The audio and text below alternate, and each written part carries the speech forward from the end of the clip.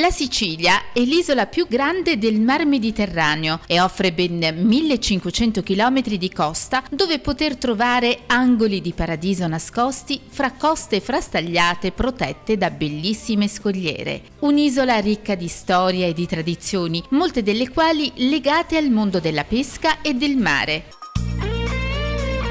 Per tutelare e valorizzare questo patrimonio fatto di borghi marinari e di tradizioni, la regione siciliana ha istituito il REIMAR, il registro delle identità della pesca mediterranea e dei borghi marinari. Intende da un lato contribuire alla conservazione del patrimonio correlato alla pesca marittima e dall'altro allo sviluppo turistico. Il registro è articolato in 6 sezioni: borghi marinari, saperi del mare, celebrazioni rituali, espressioni tradizionali e spazi culturali, tonnare fisse, costruzioni e manufatti tradizionali, musei del mare. REIMAR non è soltanto un semplice registro, è una piattaforma a cui attingono i borghi della nostra straordinaria Sicilia, borghi che vanno valorizzati per gli antichi mestieri della pesca ma anche per le antiche tradizioni con cui pescavano i nostri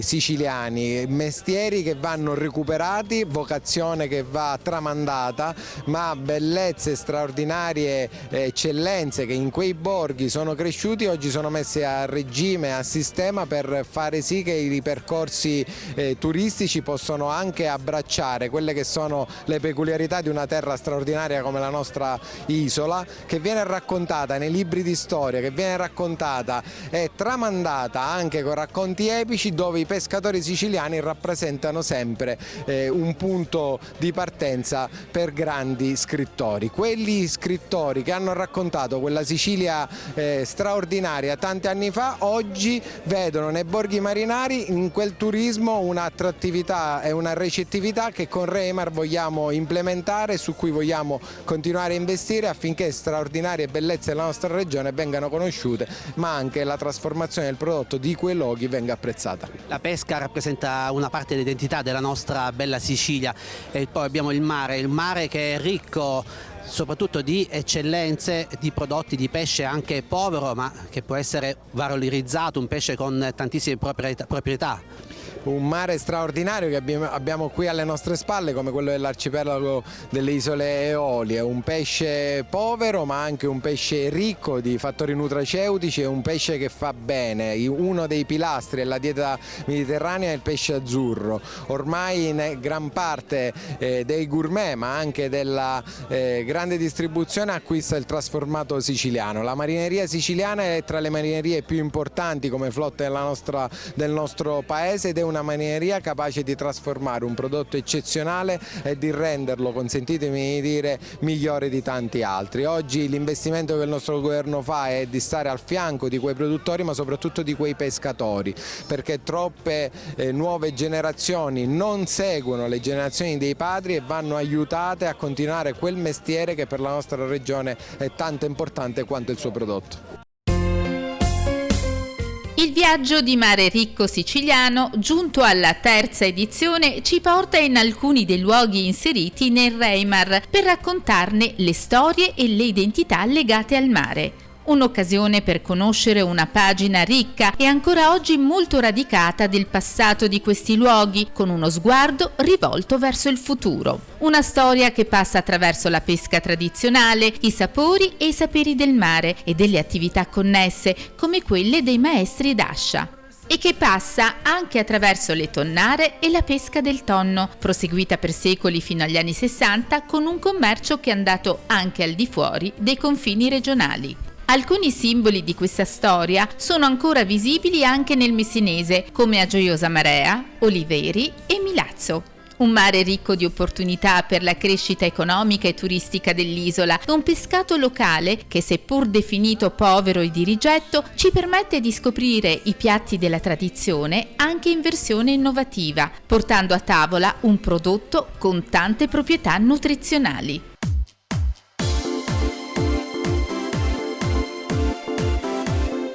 Tra i luoghi inseriti nel Reimar, in provincia di Messina, figura Lipari. L'isola venne abitata dall'uomo fin dalla preistoria e vide il passaggio di numerose popolazioni e stratificazioni socioculturali. Grazie all'esportazione dell'ossidiana, Lipari è stata crocevia di rotte commerciali dalla Sardegna fino all'Egitto. Dagli anni 70, grazie ad un crescente trend turistico e successivamente all'iscrizione dell'arcipelago nei siti patrimonio UNESCO, è diventata una delle principali mete turistiche della regione. Il centro storico si estende fra le zone portuali di Marina Corta, la zona dei pescatori e delle imbarcazioni turistiche e Marina Longa, dove fanno scalo le imbarcazioni più grandi.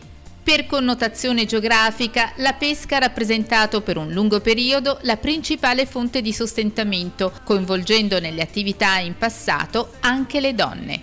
Oggi l'arcipelago eoliano vive principalmente di turismo, ma i pescatori, anche se con fatica, continuano a svolgere la loro attività con amore e passione. Riusciamo ad incontrarli in prossimità del porto più antico, quello di Marina Corta, e subito emerge il forte attaccamento con il mare e un mestiere tramandato di generazione in generazione, anche se oggi i giovani intraprendono spesso altre strade. Da quanti anni svolge l'attività di pescatore? Quando ha iniziato? Ma io, mio padre ha 74 anni, io da piccolo sono andato a mare, ho 54 anni, vi dico l'età, e da 10 anni mio padre mi ha portato già a mare. L'attività del pescatore è un'attività difficile, faticosa. Come si svolge la giornata? Ci si sveglia presto? Sì, è molto faticoso, si sveglia presto perché ti devi alzare di notte, ti devi svegliare, devi andare di Totene, devi andare di notte perché il Totene si pesca la notte. Diciamo, è stressante, però almeno farci vivere, il nostro lavoro è questo, dove andiamo? Ecco, poi diciamo, dove andiamo? A zappare, un'isola senza pescatori non è più storia. Ma tu quando a me mi togli quel lavoro imparato da mio padre e mi fai andare a un altro lavoro che non lo so fare, come faccio? Muoro di fame. Quello so fare, quello sta facendo lui. Ecco, cosa sta facendo in questo momento? Lui sta facendo questa rete che porta una parte dalle scoglie e una parte anche dei delfini. Diciamo, lei sta riparando perché se la compra nuova gli costa di più. Allora lui la ripara per non comprarla, perché se la deve comprare la compra, però gli costa di più. Così la fa lui il suo lavoro, diciamo, e si risparmia di comprarla. Questo è un lavoro che bisogna fare spesso, perché spesso fra le delfini e fai le scoglie, viviamo alla giornata. Oggi guadagniamo 50 euro e domani non l'abbiamo. Che pesci si trova all'Isole Olie? All'isola trovi il totono, trovi la scolfra, trovi l'occhiata, trovi il sargo, quasi tutti i pesci, diciamo. Il pescatore fa parte anche del turismo, perché i turisti che vengono vogliono vedere i pescatori. Vogliono vedere anche i pescatori che lavorano, come sta vedendo lui, che lavora la rete, le barche quelle là. Le barche che lavorano, le barche che diciamo che vedono la tradizionale della pesca. Se tu la togli questa, ma se il pescatore lo toglie, come vado io? Mi porto da un bar, una pasticceria, mi porti così, non lo so fare.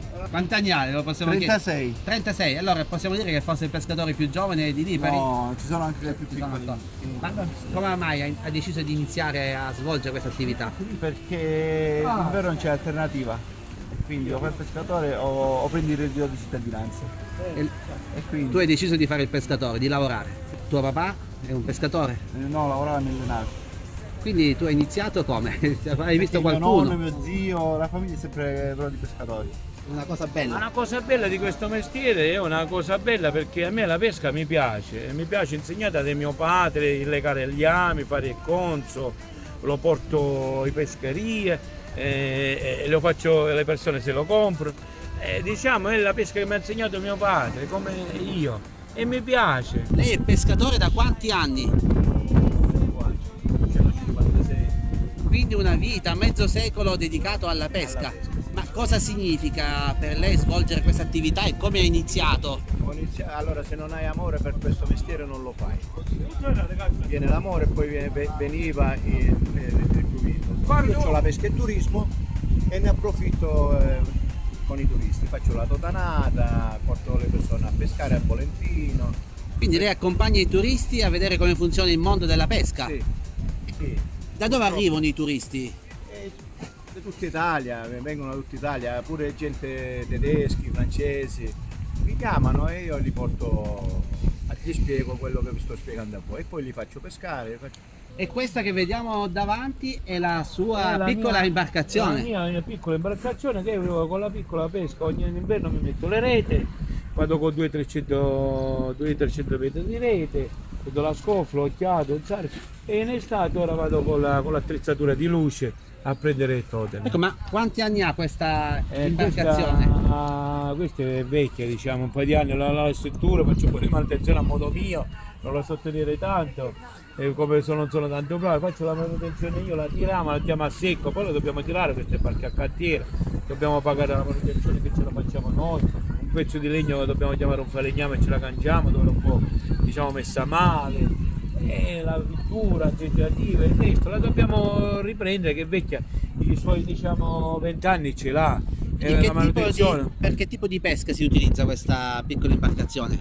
Non di più di questa piccola roba, diciamo, io utilizzo un palangaro da 200-300 ami. Non puoi fare una cosa più grossa perché è piccolina, andando con la luce a totem, una cesta di palangaro, questa la utilizzo, una cesta di palangaro 200-300 ami, alla pesca del totem con la luce. Quanti anni aveva quando è andata per la prima volta in barca, se lo ricorda ancora? Sì, me lo ricordo, mio padre mi ha cominciato già a portare quando avevo 10 anni. 10 anni mi ha cominciato a insegnare a legare gli ami, come la treccia del capello.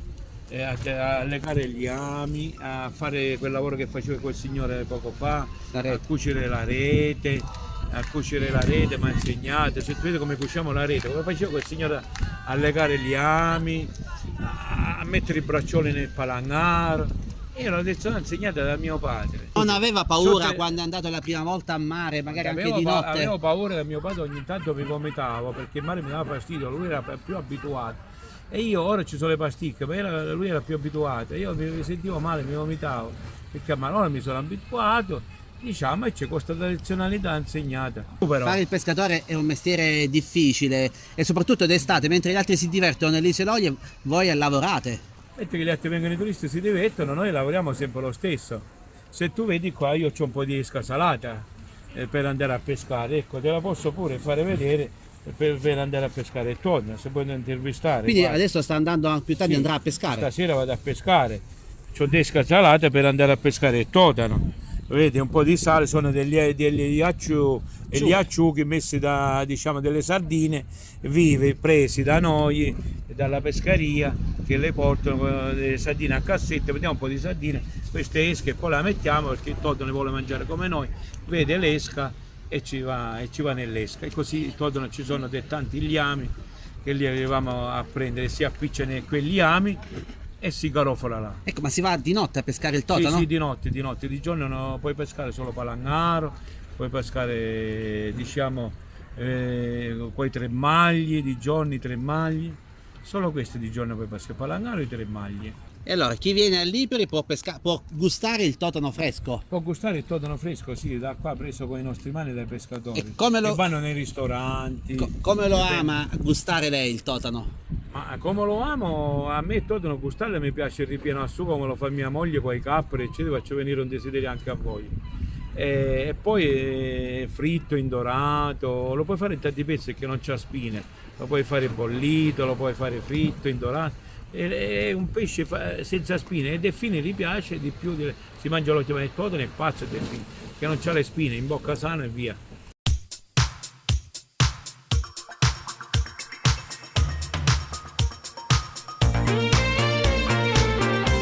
Il nostro viaggio tra i luoghi iscritti nel registro Reimar prosegue a Cefalù, un'altra delle mete turistiche siciliane che fonda buona parte della sua storia nella pesca.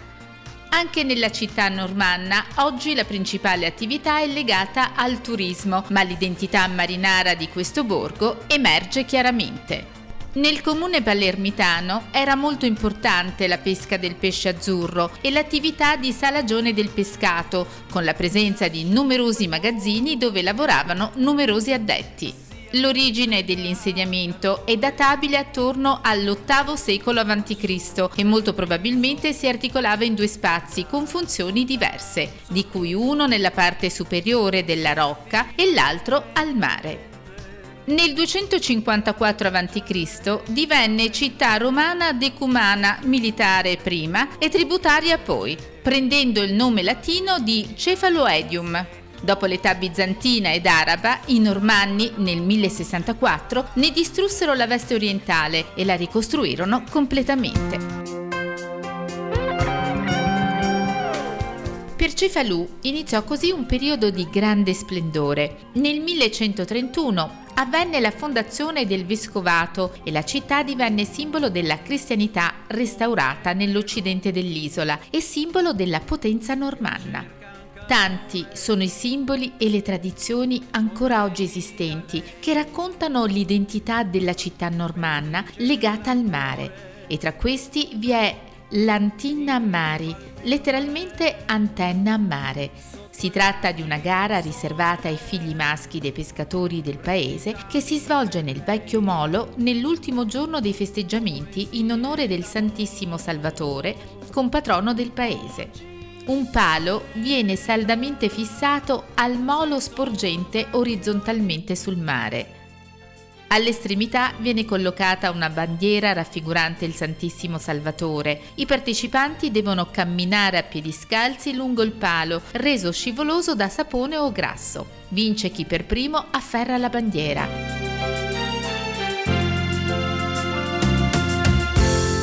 In tanti assistono alla sfida in mare o dalle barche.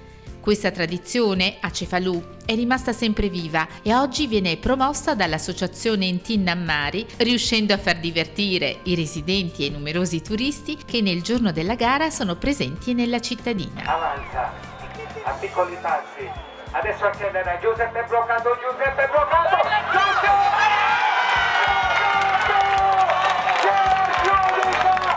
Allora, complimenti al vincitore di questa edizione, com'è stata? È stata durissima, molto dura. Comunque un'emozione grande veramente. Quante volte? Di anni. Quante volte ha vinto? L'ultima volta? È la settima volta, 15 anni fa. 15 anni fa?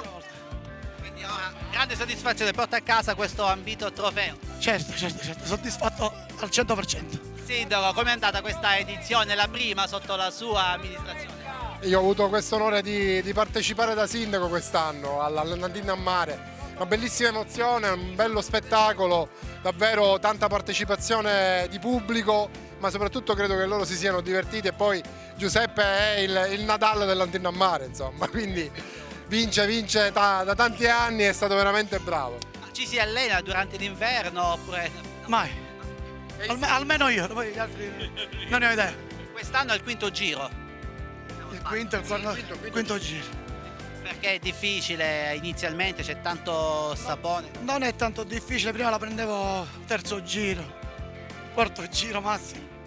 Parteciperà anche il prossimo anno? Certo, fino a quando cresce mio figlio. A chi dedica questa vittoria? A mio figlio naturalmente. Allora presto anche tu prenderai le orme del papà. A 18 anni, sì.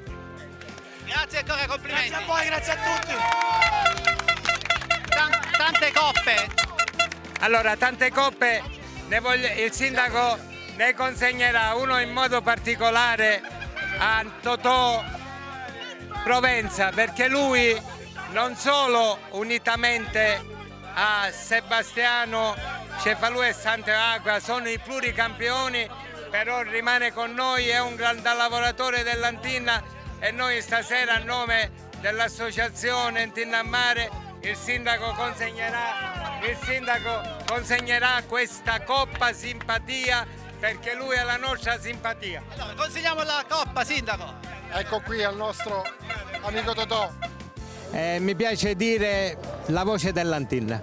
Quindi la voce storica di questa manifestazione. La voce storica sì, ma è una voce che viene rafforzata dalla vicinanza dei ragazzi e dalla appartenenza alla nostra città di Cefalù, perché la nostra città ha un'origine gloriosa che riguarda la marineria, e quindi i ragazzi salgono sul palo portando questa responsabilità di trasmettere i valori soprattutto di lealtà di responsabilità per quanto riguarda tutto quello che fanno e soprattutto per quanto riguarda la loro onestà intellettuale. Anche lei fa parte della... Sì, io prima di dirvi il mio ruolo direi che rafforzerei ancora di più il personaggio Pino Simplicio, perché Pino Simplicio oggi è la voce dell'Antinna a Mare, ma Pino Simplicio è l'organizzatore dell'Antinna a Mare, colui che coadiuva, è la nostra colonna portante, colui che coadiuva tutto, coadiuva i ragazzi. Abbiamo un gruppo dove ogni giorno Pino dà il suo saluto, i suoi interventi tornano sempre utili per la buona riuscita della manifestazione. Quindi in Pino Simplicio abbiamo un commentatore, Doc, perché è la voce dell'Antinna a Mare, ma soprattutto un organizzatore altrettanto Doc. Io rappresento un po' la parte dell'animazione dell'Antinna a Mare, perché noi abbiamo anche un momento di animazione prima dell'Antinna a Mare che all'inizio infatti facciamo, per riscaldare un po' l'ambiente, facciamo un po' di balli in acqua, cerchiamo di tenere viva il pomeriggio e soprattutto di tenere alto il morale di quelli che sono presenti qua con noi a vivere questo momento importante che è l'Antinna a Mare. Ma l'associazione si occupa solo dell'Antinna a Mare oppure porta avanti anche? Principalmente sì, ci occupiamo dell'Antinna a Mare da tantissimi anni, perché non si tratta soltanto di storia, si tratta di famiglia, di tradizione per noi, perché l'Antinna a Mare qui nasce da generazione in generazione, sono quasi 300 anni che si svolge, sempre le medesime regole, da padre in figlio, da figlio a nipote. Quindi si tratta di una tradizione che noi tutti onoriamo, è sempre più importante, come vede, ammirata da tantissimo tempo non soltanto a livello locale ma anche a livello nazionale ed internazionale.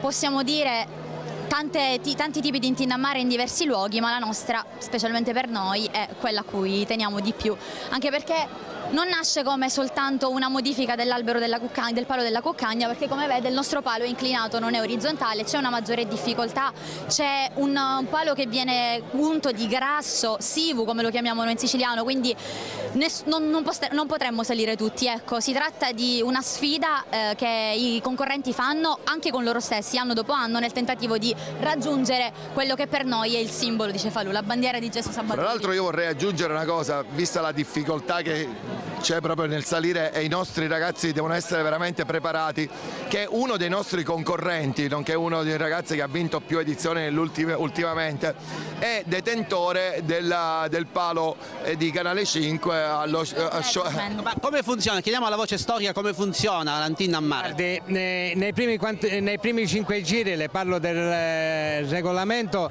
non possono prendere la bandiera perché sono giri di preparazione. I concorrenti prendono dimestichezza con il palo ma anche con l'acqua.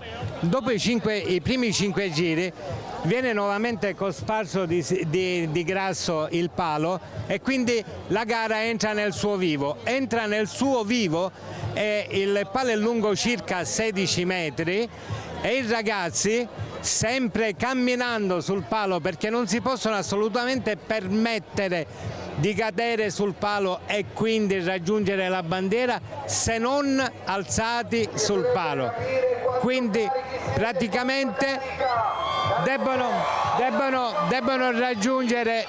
raggiungere la bandiera, strappare l'asta e decretare il vincitore dell'edizione 2023. Anche in altri comuni siciliani questa tradizione, seppur in modalità diverse, è rimasta viva. Nella vicina Castel di Tusa, frazione marinara di Tusa, il gioco dei pescatori si svolge direttamente sulla barca. L'Antinna a Mare consiste in una specie, potremmo definirla una specie di albero della cuccagna in orizzontale, non in verticale, in quanto su un barcone da pesca viene posizionato nella parte della prua un lungo palo cosparso di sapone e in punta al quale viene messa una bandierina. I concorrenti si sfidano attraversando questo palo facendo molta attenzione perché si scivola e scivolando si va a cadere in acqua, riproveranno centinaia di volte fino a quando uno arriverà a prendere la bandiera, a tal punto avrà vinto il premio.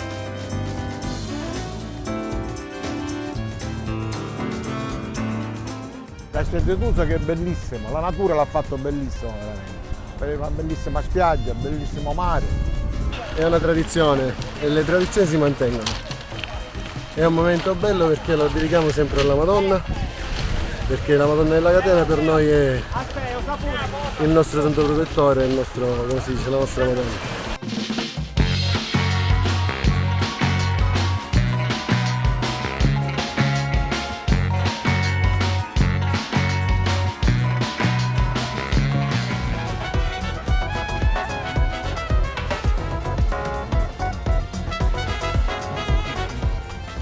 Ma è molto difficile e pesante, poi anche salire in barca, salire in barca non è facile, pure che c'è una scaletta, però è pesante.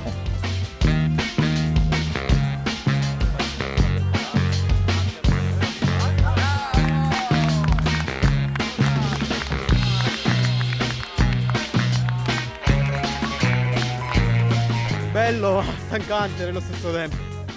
Una bella emozione. Dica un po' cosa rappresenta questo giorno per lei? Qualcosa di veramente unico, bello. Cosa ha provato quando tra le sue mani ha stretto la bandiera? Beh, soddisfazione alla fine. Nel borgo marinaro di Tusa la pesca era particolarmente incentrata sul pesce azzurro, in particolare delle acciughe. Il mare, oggi bandiera blu, offriva una quantità di pescato elevato, tanto da far sviluppare importanti magazzini per la conservazione del pesce, che poi veniva commercializzato anche all'estero. Oggi si può apprezzare il pescato locale nei vari ristoranti presenti nel borgo, diventato importante meta turistica per chi cerca relax e buon cibo. Nel periodo estivo viene organizzata una sagra del pesce azzurro, grande momento di socializzazione e di promozione. La famosa sagra del pesce! Ritorna a distanza di qualche anno il tanto atteso appuntamento con la sagra del pesce di Castel di Tusa, la manifestazione di punta dell'estate del piccolo borgo marinaro. La manifestazione, assente da qualche anno a causa della pandemia, è stata organizzata dall'associazione Le Lampare, che ha raccolto il testimone lasciato dalla vecchia Proloco, che dagli anni 70 per diversi decenni ha organizzato la sagra delle acciughe, quando ancora le acciughe venivano pescate nel mare di Castel di Tusa dai pescatori del posto. Oggi non ci sono più pescatori nel rinomato borgo marinaro e bisogna dare merito a questo gruppo di volenterosi che si sobbarcano diversi giorni di lavoro per mantenere viva una tradizione cara agli abitanti del luogo e ai numerosi turisti che la affollano in questo periodo. Tante specialità da assaggiare, un ricco menù che ha fatto felice il palato dei più golosi. Sono state distribuite centinaia di abbondanti porzioni di pesce di vario tipo, acciughe, gamberi, totani, accompagnate da pane e da un ottimo vino bianco alla giusta temperatura.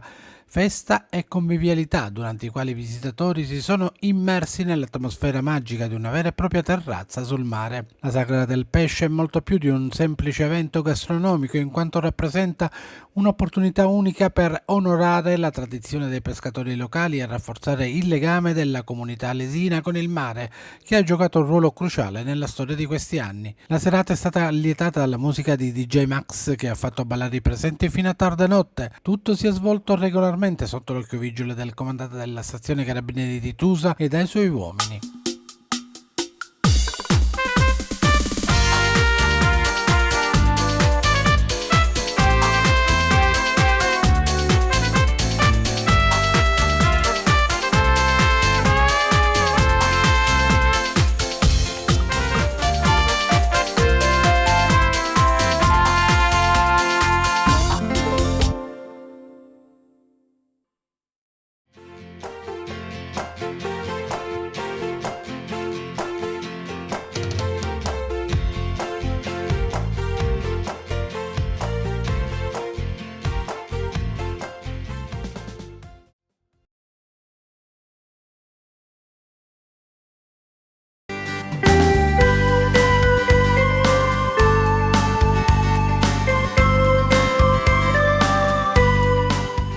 La fascia costiera, che si estende sul versante nord della Sicilia, racconta una storia millenaria legata alla pesca.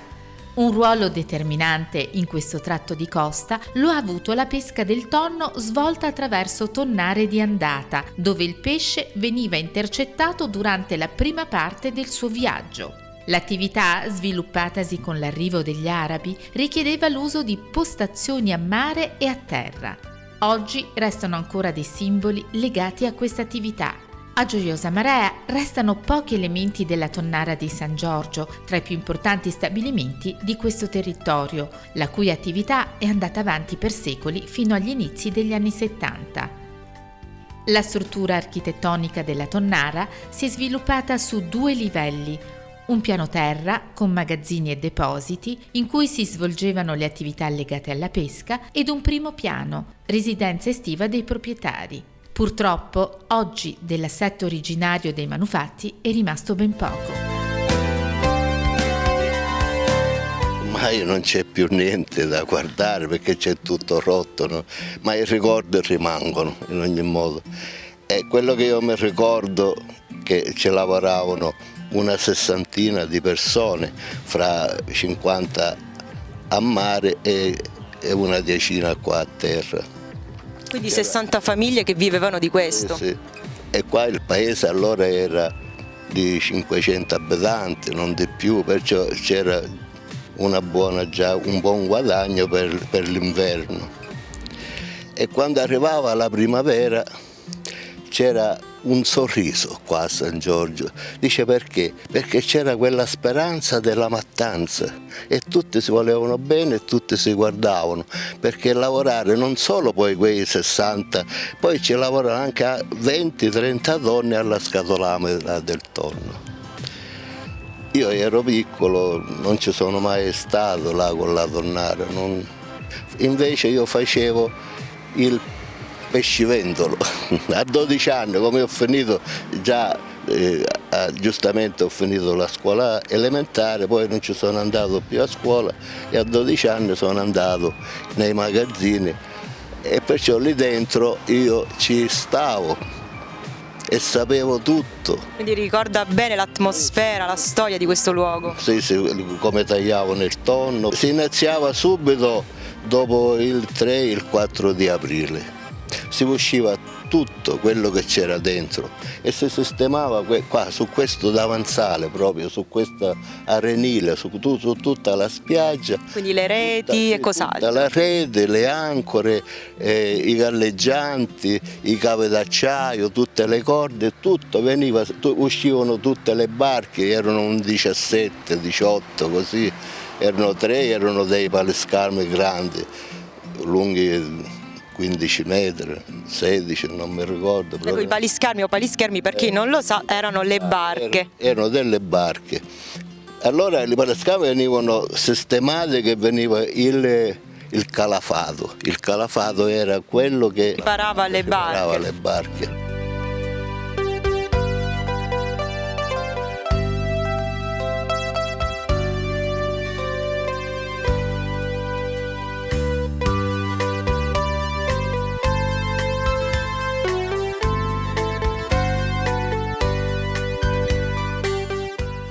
Nella vicina Oliveri è invece ancora presente un palischermo che in passato veniva utilizzato per la pesca del tonno. I palischermi più importanti della flotta erano 4. 2 avevano il doppio ruolo di portare le reti per l'installazione della tonnara e in seguito occuparsi della mattanza.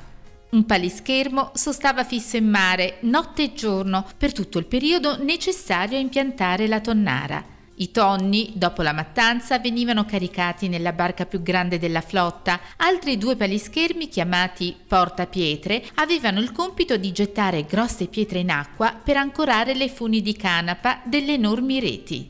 Uno di questi, ben conservato, si può ammirare ancora in questo centro, che in estate richiama numerosi turisti amanti del mare. Queste imbarcazioni venivano realizzate dai maestri d'ascia con l'ossatura in legno di quercia e il fasciame di pino isolano misto ad altre qualità di legno. Prima di essere varati, i palischermi dovevano essere impermeabilizzati con un processo molto scrupoloso che veniva svolto rigorosamente da mani esperte, come racconta il maestro d'ascia Tindaro Pensabene.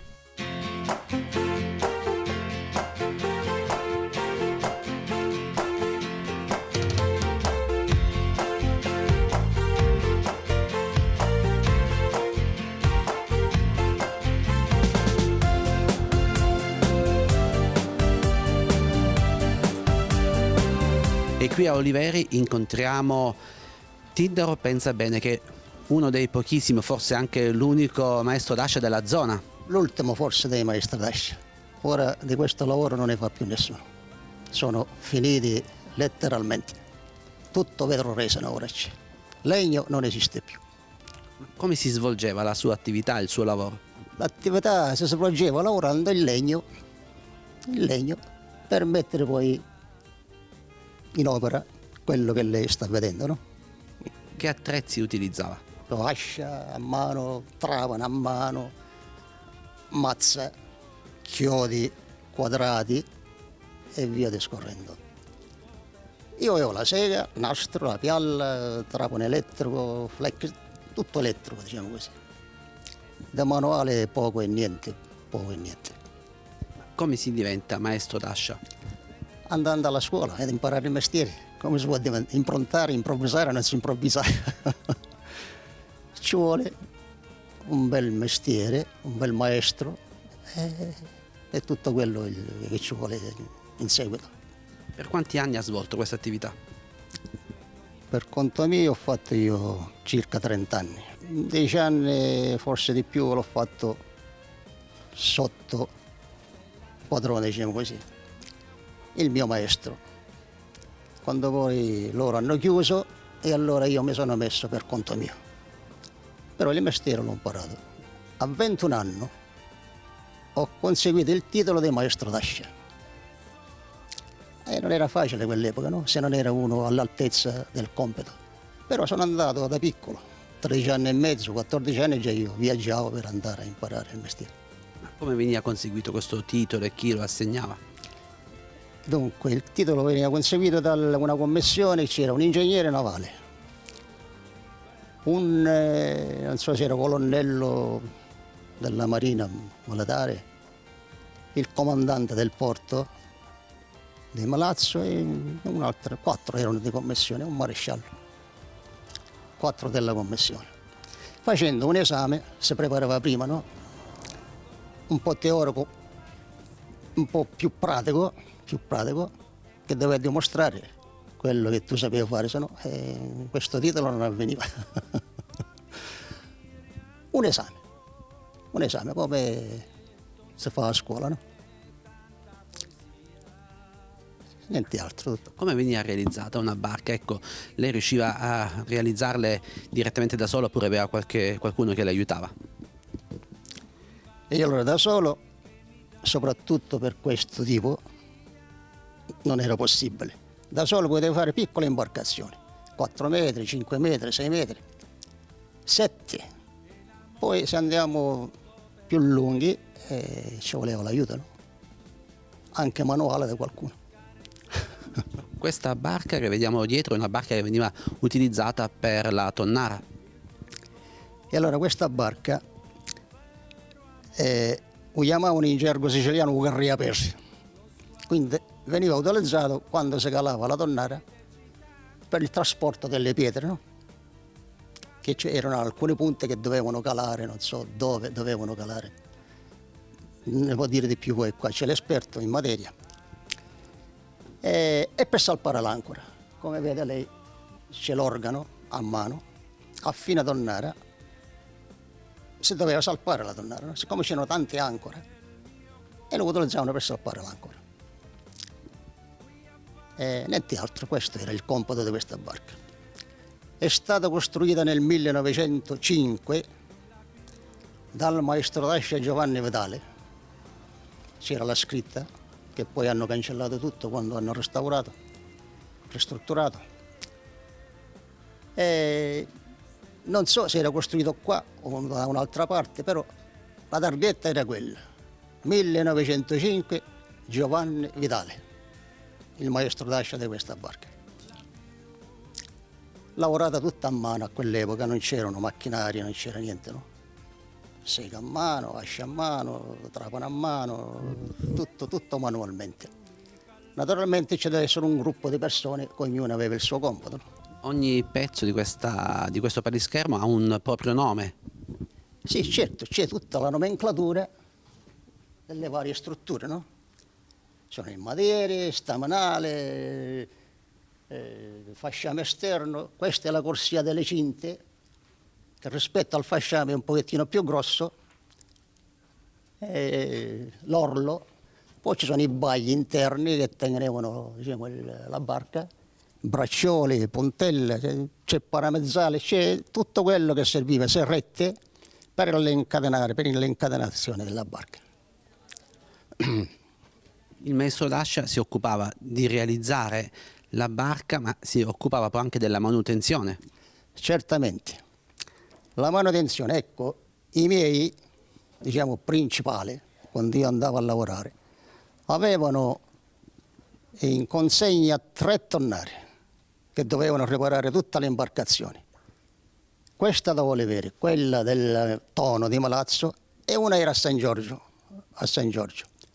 Quindi erano 2 fratelli. Uno si occupava dalla tonnara di Oliveri e del Tono e l'altro era a San Giorgio. La manutenzione avveniva, se c'era qualche pezzo di fasciame un po' marcio, diciamo così, no? Si doveva sostituire, toglierlo e mettere quello nuovo. La riparazione si riferiva all'inchiodatura dove mancava qualche chiodo e il calafataggio con la stoppa per evitare l'infiltrazione d'acqua dall'esterno che andava all'interno. Questa attività... L'incadramare, l'impeciatura, diciamo così.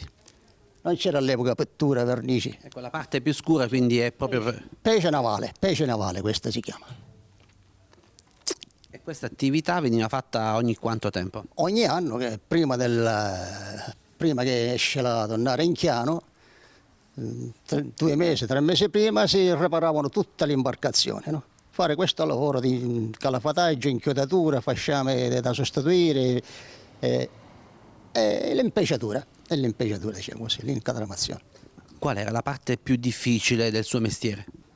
Tutto è difficile, dall'inizio alla fine, non c'è niente di facile. È tutto difficile. Facile non c'è niente, perché non è una cosa che ha a che fare con il mare, quindi non è una cosa che si gioca, no? C'è la vita delle persone e quindi non c'è niente di facile. Ogni struttura ha la sua importanza, diciamo così. Che tipo di legno veniva utilizzato? E allora per l'ossatura veniva utilizzata la quercia siciliana, che noi chiamavamo in gergo, diciamo così, nostro rulo. È un legno durissimo, no? La quercia, per l'ossatura. Il fasciame esterno era tutto pino solano. Dalla Sila lo portavano questo qua, dalla Sila.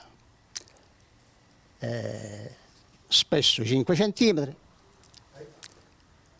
E chiodi fatti tutto a mano, all'epoca c'era il fabbro che aveva come si dice, la foggia, li foggiava, faceva la punta e loro li usavano per inchiodare il fasciame nelle ossature di quercia.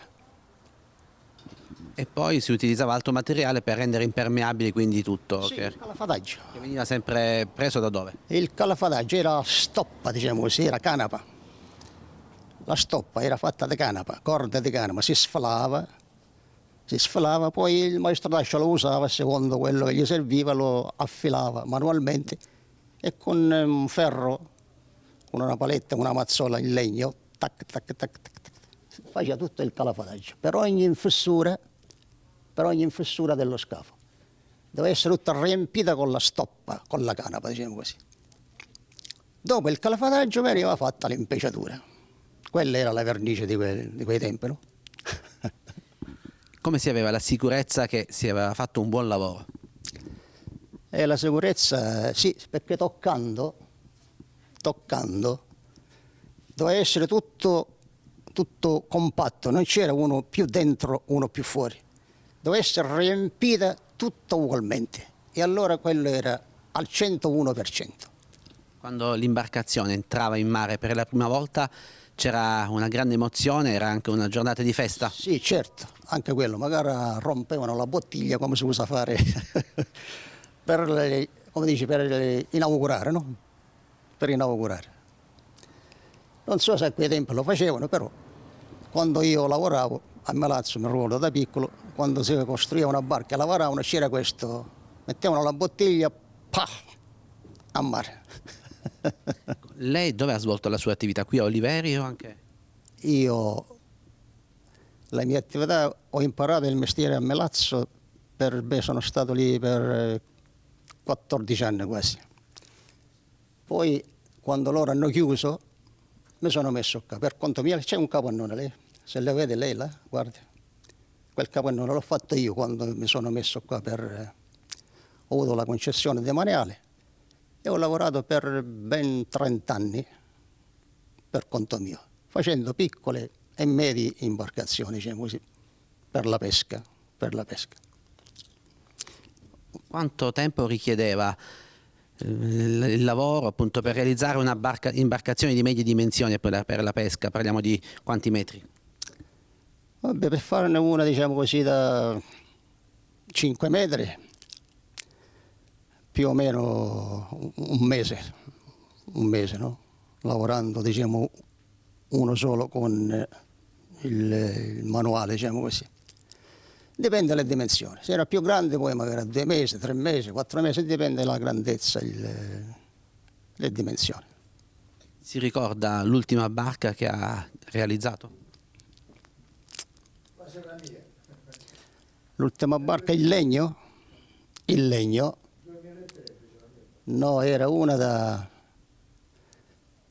4 metri e qualcosa. Era un coetaneo, un avvocato. L'ultima barca in legno, poi il resto, come il legno non si usava più, neanche i pescatori l'hanno usato. È uscita questa vetroresina, faceva una struttura più leggera, no? Di ossatura di incompensato, un fasciame fine e poi metteva 2 mani, 3, 4 di vetroresina a secondo com'era e quindi un lavoraccio. Non sono pentito che ho chiuso, perché se dovevo continuare così, a quest'ora io chissà, non ero di mie ossa. Questo mestiere si sta perdendo, perché si sta perdendo quindi questo mestiere. Quello in legno si è perso completamente, ora c'è quello della vetroresina. Ora ci sono i maestri d'ascia della vetroresina, no, il legno è scomparso. Però diciamo potrebbe essere anche un'occasione di lavoro per restaurare le tante imbarcazioni storiche. Beh, se c'è qualcuno ancora che tiene in piedi, che c'ha il cantiere, potrebbe anche farlo, diciamo così. Io già ho chiuso che avevo una ventina d'anni. Qual è il ricordo più bello della sua lunga carriera di maestro d'ascia? Il ricordo più bello, io che devo dire, se dovrei ricominciare ora, se avevo la possibilità di ricominciare lo stesso lavoro che ho fatto prima, lo rifarei di nuovo. Perché era un lavoro che ti affascinava, va bene? Si faceva con passione, con amore, come si vuol dire, no? Perché da nulla tu metti in piedi, non so, un piccolo peschereccio, un'imbarcazione, quello che sia, era una grande soddisfazione, no? Lo rifarei di nuovo, non sono pentito di quello che ho fatto. Anche se i guadagni sono stati pochissimi, però lo rifarei di nuovo. Qui insiste nelle vicinanze la tonnara di San Giorgio, ciò che è rimasto, poi abbiamo le tonnare di Milazzo, in particolare quella del Tono. Che tipi di rapporti c'erano tra la tonnara di Oliveri con le altre tonnare del territorio? Beh, il rapporto forse nel pescato, no? C'era un po' di gelosia, no? Chi prendeva di più tonni. Infatti dicevano quando leva, non so, c'era qualche poesia, no? Sale sagale, sale gabbia e Oliveri, o tone o ponneddo dello mare. Però quando leva tonnare Oliveri c'era un po' di invidia, di gelosia fra di loro. Noi. Quante imbarcazioni c'erano più o meno sul territorio di Oliveri? E allora questa della tonnara c'erano 5, 6 paleschermi. 6, ce n'era uno piccolo che era mandato questo, se tu te lo ricordi. 6. E allora 2 erano per il trasporto per la pietra come questo, 2 erano per la mattanza, uno era che quando si calava la tonnara mettevano quasi più della metà della tonnara in questo paleschermo che era lungo 20 metri, aveva una larghezza di 5 metri mi pare, sì, più o meno sì, che la lunghezza era, cioè la larghezza era un quarto della lunghezza. Quindi quasi metà della tonnara veniva tutto caricato su quello, il palascamo grosso lo chiamavano, quello più grosso. E quindi ce n'erano 5 in attività, poi c'era Amuciara Sottorrasi, Boddonaro, Ventoliera, Bastardo, Caicco, a Bacca Tufanale, andavano da fuori per la luce, e 2 Gozzi a Catanisa. Sì, più o meno erano queste, sì. Queste, tutto che facevano, diciamo così, parte della tonnara quando era in attività. Ai giovani che ci stanno seguendo, vuole lanciare un messaggio, magari in base anche alla sua lunga esperienza? Che posso dire ai giovani io ho un bel ricordo, loro non hanno nessun ricordo della tonnara. Quindi per loro la tonnara ora potrebbe essere anche per loro una bella esperienza, diciamo così, come l'abbiamo avuto noi, però purtroppo non c'è. E quindi resta questo palischermo comunque che può essere visitato qui ad Oliveri, pochi metri dalla spiaggia, dal mare. Sì, però per i giovani non ce ne frega niente di questo palischermo, forse non sanno manco chi viene, i giovani di oggi. Quindi per quelli di una certa età è un bel ricordo, Ora i giovani di oggi, qualcuno che vuole imparare il mestiere, deve imparare l'arte della vetroresina. Non c'è l'arte del legno, non esiste. Quindi non so che potrei consigliarci io. Andate a imparare l'arte della vetroresina. Non ci consiglio perché è un lavoro velenoso, tossico. Che differenza c'è tra una barca in vetroresina e quella in legno, ecco, nel mare? Ma nel mare per la stabilità può essere uguale, diciamo così. Anche ora in vetroresina le fanno abbastanza larghe. Però ogni tempo ha il suo, come si dice, ha il suo modo. Infine, nella prua delle barche veniva incisa la data di fabbricazione. Nel palischermo di Oliveri la data purtroppo non è più visibile, ma potrebbe risalire al 1905. E ai nostri microfoni abbiamo il signor Girolamo Majorana. Lei è nato ad Oliveri, è cresciuto qui a Oliveri, ma soprattutto ha vissuto l'esperienza della tonnara. Perché? Certo, perché la mia famiglia era una famiglia di pescatori numerosa e avevo 2 fratelli che lavoravano alla tonnara e mia madre che era la donna principale della tonnara per fare la rete.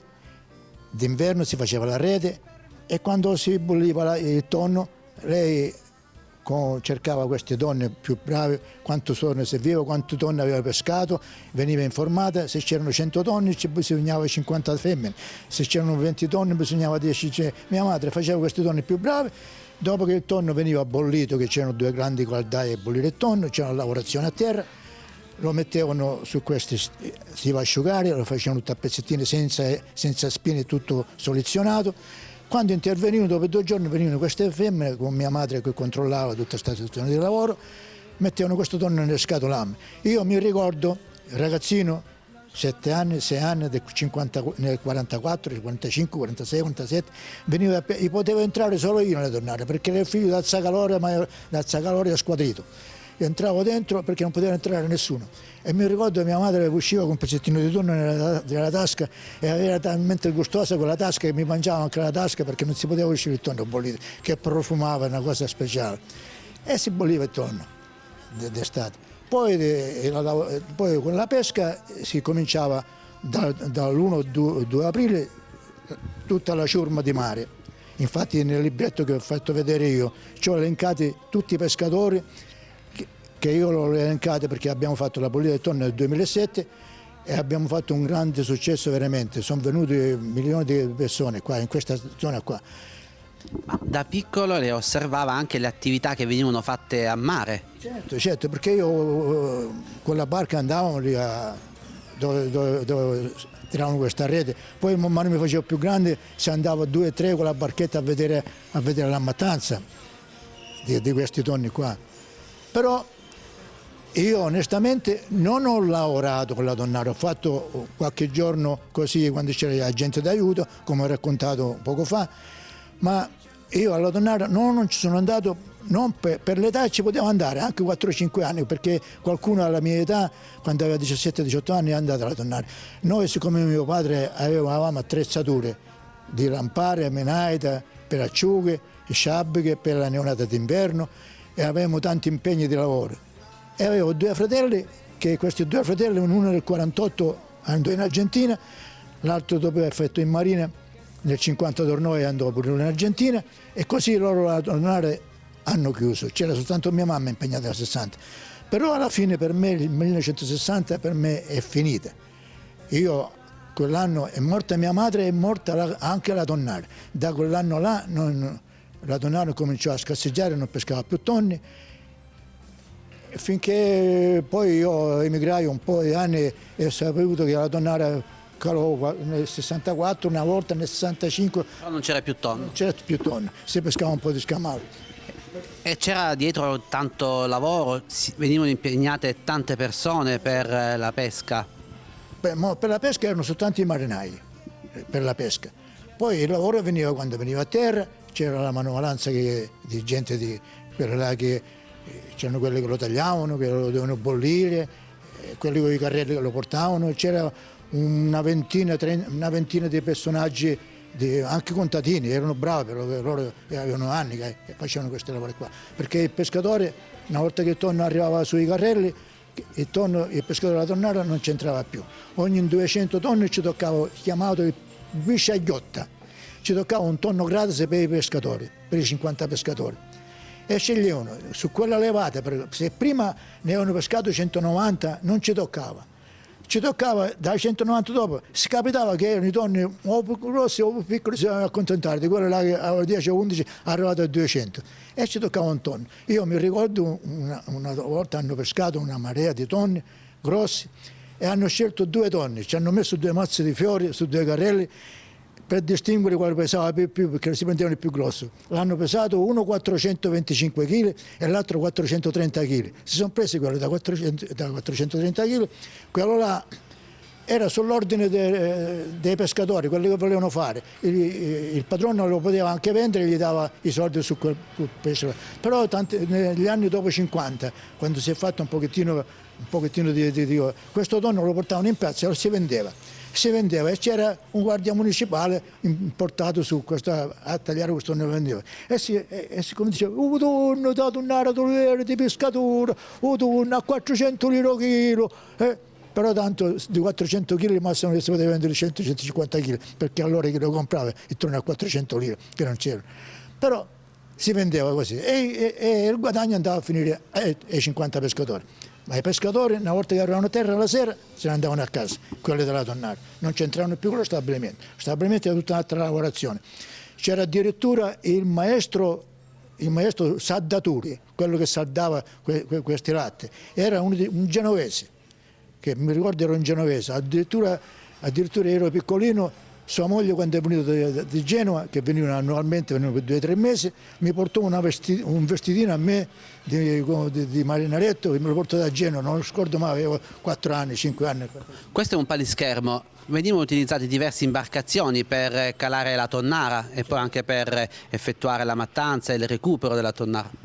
Il lavoro della tonnara era, dopo fatto il cruciato che loro mettevano dal giorno 15 fino al giorno 15 di aprile, veniva tutto installato in questo piano qua, tutte barche, attrezzature, rete, tutto. Dopo del 15 aprile facevano tutto il cruciato significa tutto lo scheletrato da terra, che veniva un'ancora messo lì dove c'è la vela, nel giardino, 2 ancore grosse per tenere questa tonnara, veniva fino a 2 miglia. A 2 miglia veniva dove c'era il posto che veniva la mattanza. Però questa tonnara da qua arrivare là c'era tanta di materiale, di ancore. Posso dire 30 metri c'era un ancora a sinistra e un ancora a destra per tenere questa tonnara.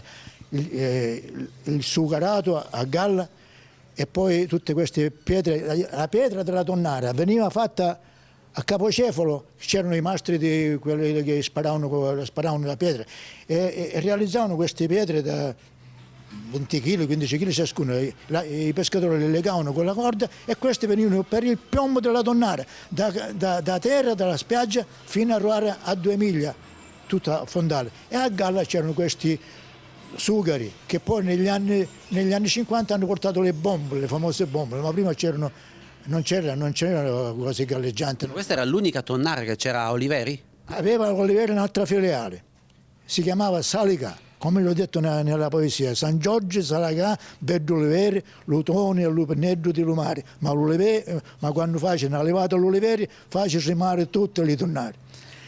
E questo Salicà aveva tutta, anche qua aveva un'altra attrezzatura quanto di questa di Oliveri, però era gestita dalla tonnara di Oliveri e l'hanno calata soltanto dopo la guerra nel 1946 e sono andati un po' di agenti di aiuto, quelli contadini, hanno calato questa tonnara a Salicà è dopo Portorosa, Marchisane chiamato, lì si chiama così, e lì fino a un paio di anni fa c'era un grande stabilimento per appoggiare, per dormire la notte, e veniva calata questa tonnara là, però l'hanno calata nel 1946 e mi ricordo, io ero bambino, avevo 6 anni, mi ricordo, anche mio fratello più piccolo è andato per emergenza a lavorare là, che aveva 18 anni, e hanno pescato soltanto un tonno, però hanno pescato tante di quello scamale, chiamiamo alla lunghe, pesantuna, letterate, questi pesci qua hanno pescato tanti. Però non l'hanno più calata, ma aveva a Oliveri un'altra attrezzatura, in quell'angolo là c'era una marea di questi ancore, che erano un quadrato di, come posso dire, 40 metri per 40 metri, sono 50 metri. Ma lei ha questi ricordi ancora così vivi, come se fosse ieri, come mai? Guarda, io non racconto dal 1943, che eravamo spollati lì, che erano spollati quando sono entrate americane. Qui era un campo di tedeschi, perché se parliamo di guerra, se parliamo di queste qua, ne posso raccontare ancora, posso fare dei filmati, veramente, di quello che ho visto. Hanno lasciato un mareo di mine qua e bombe e tutto, ma i tedeschi erano accampati qua a Oliveri, tutti accampati, ma non hanno fatto mai un danno a nessuno. Poi una volta che sono entrati americani noi eravamo tutti spollati, io mi ricordo sotto la montagna di Tindere tante, tutti spollati. E da allora io mi ricordo di tutto quello che succedeva, perché poi sono successi pure le disgrazie. Complimenti quindi per la memoria. Ma noi mi ricordo pure che americani, che sono passati da Oliveri verso il 15-20 di agosto del 43. Sono entrati, i tedeschi sono scappati, sono passati di qua, si sono fermati vicino all'abitoio dove c'è la ferrovia, questi camion, questi americani avevano i sacchi pieni di caramelle. E mio fratello mi ha preso in braccio e mi ha detto, digli così, perché i caramelli non ce li davano a tutti 2 o 3 volte. Io ero piccolino, anche nudo ero, perché mi ricordo io ero pure nudo, non avevo neanche mutandine. Mi ha preso in braccio e digli così, allora Gianni, dai i caramelli a me. Io ho detto così, ce l'ho davanti. Gli hanno dei caramelli. Mi ha preso con un braccio e mi ha riempito di caramelli. Nel 1943.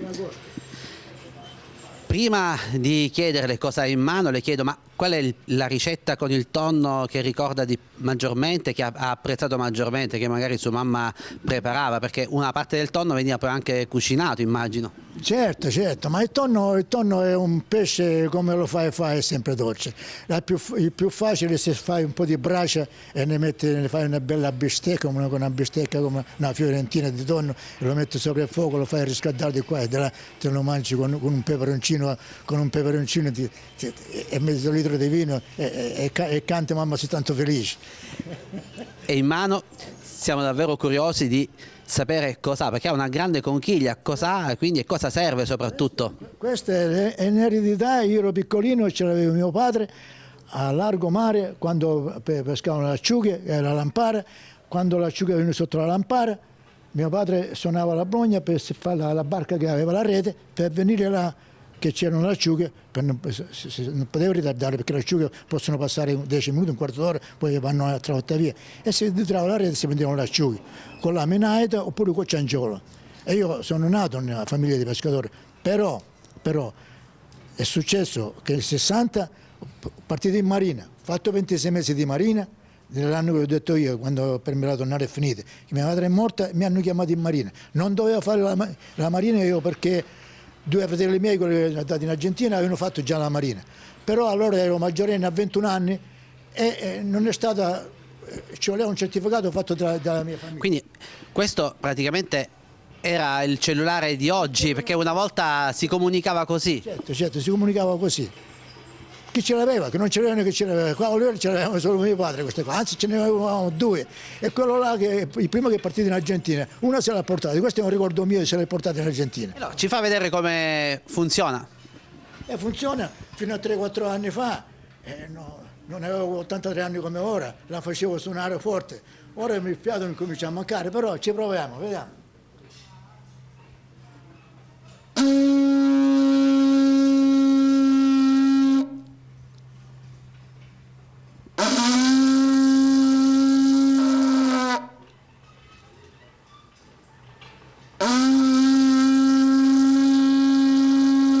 Perché c'ha più da 30 anni che la sono qua a Oliveri, che mi hanno chiamato per tutte queste manifestazioni per raccontare.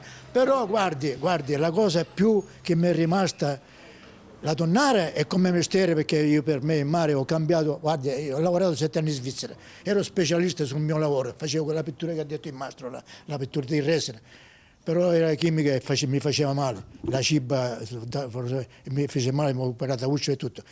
Andai in Argentina a trovare questi 2 miei fratelli che non li vedevo nel 1948, nel 70, andai là, lasciai la Svizzera e andai là e ho trovato, in Svizzera avevo il portafoglio pieno di soldi, che mensilmente mi pagavano e non sono di soldi.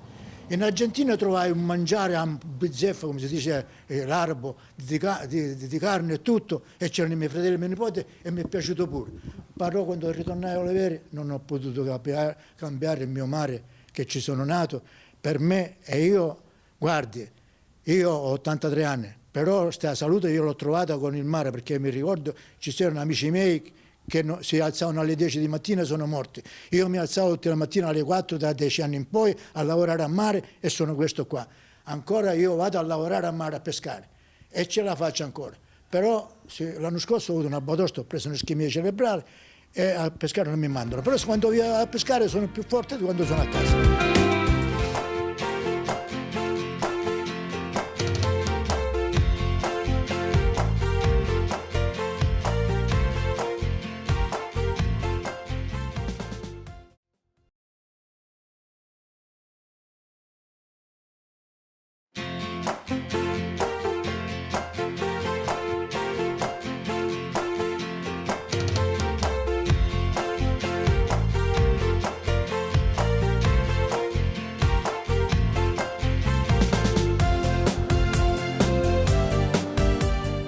E oggi Mare Ricco Siciliano ci porta nel comune di Oliveri per parlare di una pagina di storia di questa località, ma anche di una pagina di storia della Sicilia, perché ci occuperemo della pesca del tonno, la tonnara, che era presente qui proprio dietro le mie spalle. C'è un palischermo e qui ce n'è un altro che deve essere ancora recuperato. Io mi sono occupata, diciamo che il motore è stato un motore affettivo, perché i miei nonni hanno lavorato sia da parte femminile che maschile nella tonnara.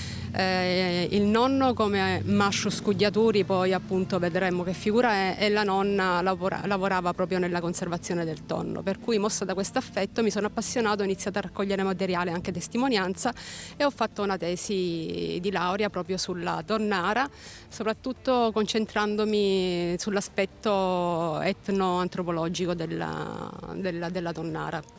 Assessore, oggi Oliveri è un comune a grande vocazione turistica, abbiamo una bellissima spiaggia, un mare pulito, però certamente non dimentica il suo passato, che rappresenta poi l'identità di un territorio. Qui abbiamo un palischermo, meglio i resti di un palischermo, anche 2 forse, però dentro avete la fortuna di avere un palischermo conservato che tra poco vedremo. E poi qui c'è la tonnara, oggi è diventato un residence, ecco, avete tanti elementi che raccontano questa pagina di storia. Esattamente, e noi stiamo cercando proprio di puntare su questo, perché non ci basta il turismo estivo, il turismo balneare. Il nostro obiettivo è sempre quello di destagionalizzare, per cui questi elementi, la nostra cultura, la nostra tradizione ci può permettere effettivamente di allungare la stagione e di anticipare la stagione estiva, per cui appunto la destagionalizzazione. Dentro, diciamo, c'è il palischermo conservato, si lavorerà per recuperare anche gli altri resti della tonnara. Esatto, io sto cercando, come dire, il mio sogno sarebbe quello proprio intanto di rifare la struttura che conserva il palischermo e poi cercare di recuperare se possibile questo. È chiaro che siamo un po' in ritardo, è un po' difficile, sto cercando di trovare contatti anche, diciamo, alla regione, insomma con la soprintendenza, proprio perché loro possono aiutarci. Professoressa, cosa ha rappresentato quindi la tonnara per questo territorio? Nasce come fenomeno, diciamo, economico, ma in effetti è molto di più, perché diventa fenomeno di crescita demografica, di aggregazione sociale, culturale anche, perché in pratica la maggioranza del paese viveva proprio sulla tonnara, era un'attesa della stagione di pesca della tonnara, perché questo significava appunto dare la possibilità di vivere per tutto l'arco dell'anno alla maggior parte della popolazione di Oliveri. Ma non erano soltanto gli uomini impegnati in questa attività, c'erano anche le donne e c'erano anche i bambini, perché spesso i bambini durante l'inverno aiutavano le mamme a cucire le reti. E poi appunto si arrivava al momento di mettere in atto tutto quello che si era fatto durante l'inverno, si arrivava al periodo di aprile, tutto ciò che prima c'era nel trazzanaccio e il magazzino veniva portato all'aperto e qui appunto vedevi lavorare un po' tutti e questo diventava un momento di aggregazione sociale.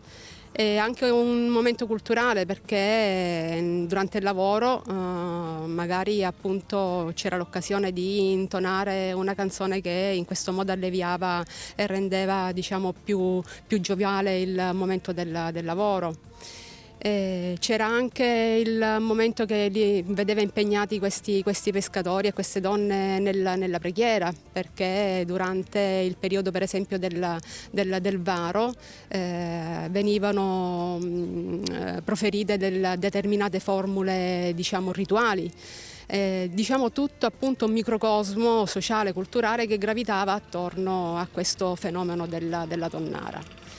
Anche dicevamo di crescita demografica, perché l'attività della tonnara richiamava pure manodopera dall'esterno. C'erano per esempio le figure degli amministratori dello stabilimento della preparazione e della lavorazione del tonno che spesso venivano da fuori o da Trapani, oppure appunto le maestranze che lavoravano nell'opificio da Genova. Il rice per esempio, il rice spesso veniva da Trapani e questo significava richiamare persone dall'esterno. Scambio anche con i paesi limitrofi, perché alcune donne per esempio di Oliveri andavano a prestare lavoro nella tonnara di Salicà, oppure alcune anche a San Giorgio. Interessante anche per esempio una certa, come si può dire, un certo atteggiamento di contrasto fra gli operai, i marinai di Oliveri e i marinai di San Giorgio, perché entravano in rivalità e quindi la nascita di determinate canzoni che insomma erano di strambotto fra l'una e l'altra fazione marinaresca.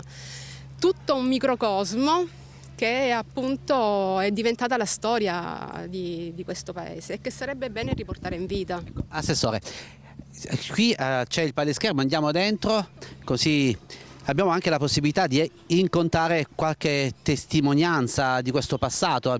Qui avete la fortuna ancora di avere un maestro d'ascia. Esattamente, e noi vorremmo proprio puntare su di lui, perché effettivamente lui con la sua esperienza, poi tra l'altro è uno dei pochissimi rimasti, può davvero aiutarci negli interventi che sono necessari, perché è chiaro che sono necessari degli interventi da fare, non solo nella struttura ma anche proprio nell'imbarcazione stessa, sia in quella interna che in quella esterna per quello che rimane.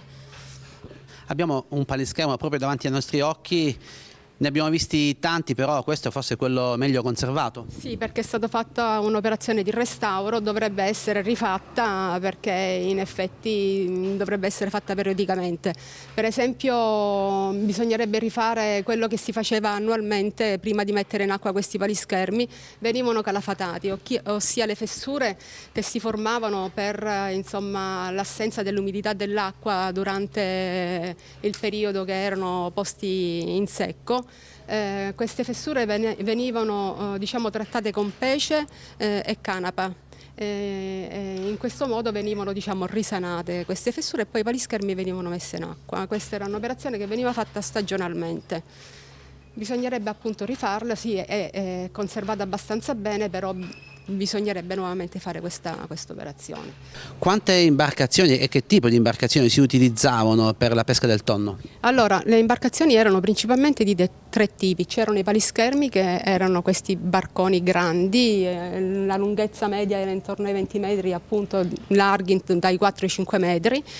Poi c'erano le barche, che servivano per il trasporto appunto dei marinai, oppure i marinai stavano a guardia su queste barche, avevano nomi particolari, poi magari ne diremo qualcuno.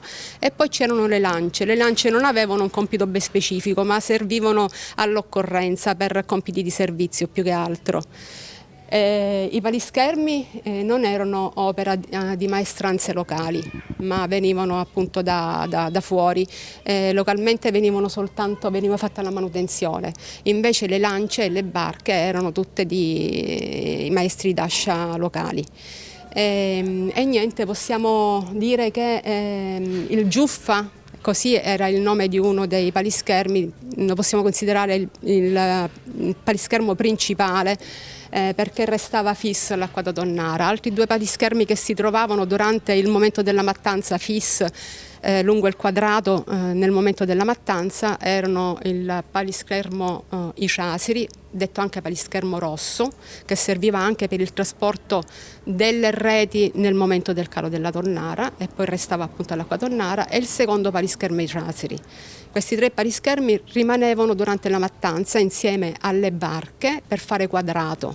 Dal di sopra dei palischermi e delle barche operavano appunto i tonnaroti durante la mattanza, per intanto portare a galla i tonni e poi arpionarli, metterli appunto sui palischermi e poi trasportarli con altri palischermi a terra. Poi appunto c'erano le barche che avevano dei nomi particolarissimi, c'era Catanisa, Vintulera, Lurdenaro, Ucaiccu, Uzzu, avevano tutte delle specifiche mansioni. Alcune molto importanti, come per esempio Aventulera, Catanisa, Lurdenaro. Su queste imbarcazioni l'equipaggio montava la guardia alle varie camere, mentre per esempio l'Uzzu serviva per portare il cibo ai marinai che erano di guardia. Il cibo veniva portato in quello che veniva chiamata coffa, una sorta di sport al momento appunto che dovevano, al momento del pranzo, l'equipaggio formato da 2 marinai a bordo dell'Uzzu scendeva, prendeva la coffa e lo portava ai marinai che erano rimasti a guardia all'acqua da Tonnara. E appunto questi nomi particolari, mentre come dicevo le lance avevano compiti di servizio che erano vari di volta in volta e non montavano un equipaggio ben preciso. E niente, tutto appunto un microcosmo. In genere lavoravano alla Tonnara una 60ina di marinai, però il numero poteva essere incrementato a seconda dell'annata. Diciamo che la vita di questi marinai, chiamati nel loro insieme ciurma di terra, era una vita molto dura, possiamo dire ai limiti della schiavitù, perché loro firmavano un contratto collettivo all'inizio della stagione di pesca, già a partire dai primi di aprile, che li impegnava per 105-110 giorni l'anno, 24 ore su 24. Dovevano essere reperibili in qualsiasi momento e erano tenuti a svolgere qualsiasi compito, non si potevano esimere da qualsiasi tipo di compito. Era un contratto collettivo che però dovevano sottoscrivere singolarmente al momento dell'assunzione. Venivano retribuiti con una paga che era variabile a secondo dei compiti che avevano. Ovviamente la paga, diciamo, più corposa spettava al Rais, che era il, fra virgolette, capo dei marinai. Poi c'era Usuttarrasi, il sottorais, il vice Rais. Puntualizziamo che il Rais spesso veniva da fuori, solitamente era trapanese, e il vice Rais era sempre locale, quasi sempre sì locale, ma non perché localmente non ci fossero le competenze, ma perché effettivamente la responsabilità era eccessiva. Qualche annata era capitata che la pesca fosse andata male quindi insomma le colpe erano ricadute interamente su Rice, che ne aveva subite le conseguenze, per cui nessuno si sentì più, diciamo, in animo di poter avere questo compito così oneroso. Precisiamo che l'annata andò male perché in effetti fu un'annata terribile per quanto riguarda, insomma, le correnti, per fenomeni meteorologici particolari. E poi andiamo alla paga più piccola che aspettava, diciamo, meno consistente, che aspettava al marinaio di terzo grado. Ancora al di sotto però c'erano i lancieri, che avevano una paga ancora più esigua, perché mentre i marinai di qualsiasi grado, sia capi che marinai semplici, avevano diritto a una corrispondenza in denaro, però anche in natura, i lancieri e anche i faratici, che adesso spiegheremo chi erano, avevano soltanto la paga monetaria, quindi non avevano diritto alla percentuale sul pescato. I faratici erano degli operai che venivano quasi sempre da fuori, erano persone che riuscivano a trasportare sulle loro spalle pesi enormi, quelli cioè incaricati di prendersi addosso sulla schiena i tonni da dove venivano scaricati dai carrelli fino all'ingresso dell'opificio. All'ingresso dell'opificio i tonni venivano subito pesati, annotati dall'amministratore, e dopodiché c'era proprio nelle immediate vicinanze un mascio scugliaturi. Un mascio scugliatura aveva un compito importantissimo. Importantissimo perché da questo compito si determinava la buona riuscita anche della conserva del tonno. Doveva staccare la testa al tonno, aprire il ventre del tonno, però aprirlo in maniera tale da non portare danno, diciamo, alla parte più preziosa del tonno, che erano le sacche ovariche o spermatiche, perché dalle sacche ovariche si sarebbe ottenuta la bottarga, che era già allora ovviamente considerata una prelibatezza. Altrimenti appunto quello che veniva chiamato lattume, che veniva consumato fresco, ma che aveva un notevole prezzo sul mercato. Quindi se un mascio scugliatura avesse sbagliato nell'incidere, avrebbe compromesso questi due prodotti fondamentali. Tenete presente che da un tonno si ricavava una sacca ovarica o una sacca spermatica, quindi insomma un pezzo unico era. E appunto staccare la testa perché doveva staccarla di netto per non apportare danno al tonno, e perché il tonno poi sarebbe stato portato in quello che veniva chiamato bosco, veniva appeso tramite la pinna, la coda, in maniera tale che dissanguasse per 24 ore. C'è una parte che ancora è visibile all'interno dello stabilimento, che adesso appunto stabilimento turistico che adesso è rimasto, dove si vedono delle corde che pendono dal soffitto. Quello è il bosco. Là venivano appesi centinaia di tonni a testa in giù per dissanguare per 24 ore. Dopo questo dissanguamento effettivamente il tonno poteva essere lavorato. Tanto lavoro, tanta fatica. Assessore, le chiediamo, ma quando è possibile visitare questo luogo e quindi ammirare il palischermo di Oliveri? Allora, per il momento è possibile visitarlo su richiesta. Quindi su richiesta noi lo apriamo e lo rendiamo fruibile. Per la primavera mi piacerebbe, per il futuro, non per la primavera, mi piacerebbe aprirlo periodicamente, come dire, magari tutte le domeniche, e quindi dare la possibilità a chi desidera di visitarlo.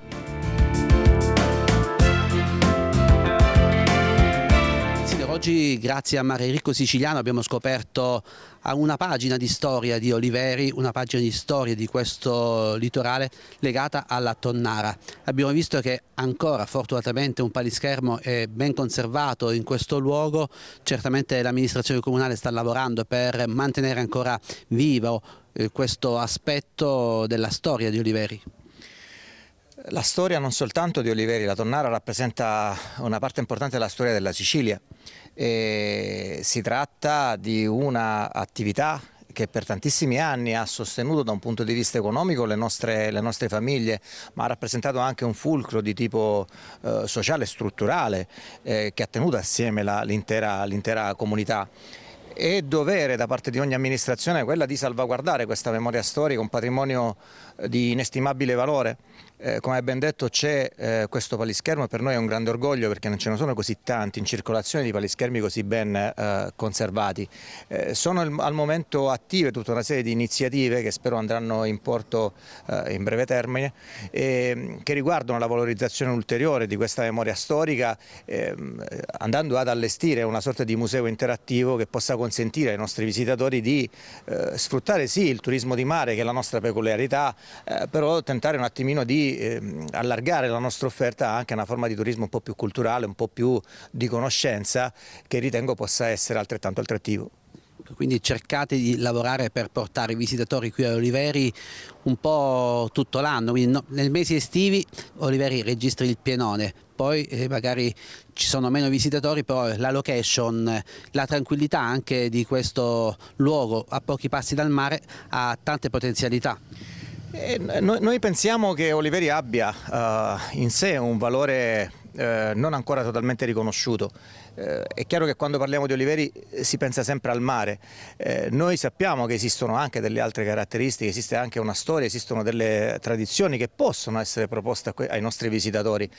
Stiamo anche cercando parallelamente a questo tipo di consapevolezza di innestare delle iniziative d'arte su tutto il territorio affinché si possa offrire a chi ha il piacere di venirci a trovare un'esperienza che possa essere più ampia e più riconoscibile e, lasciamelo dire, anche un po' più emozionale.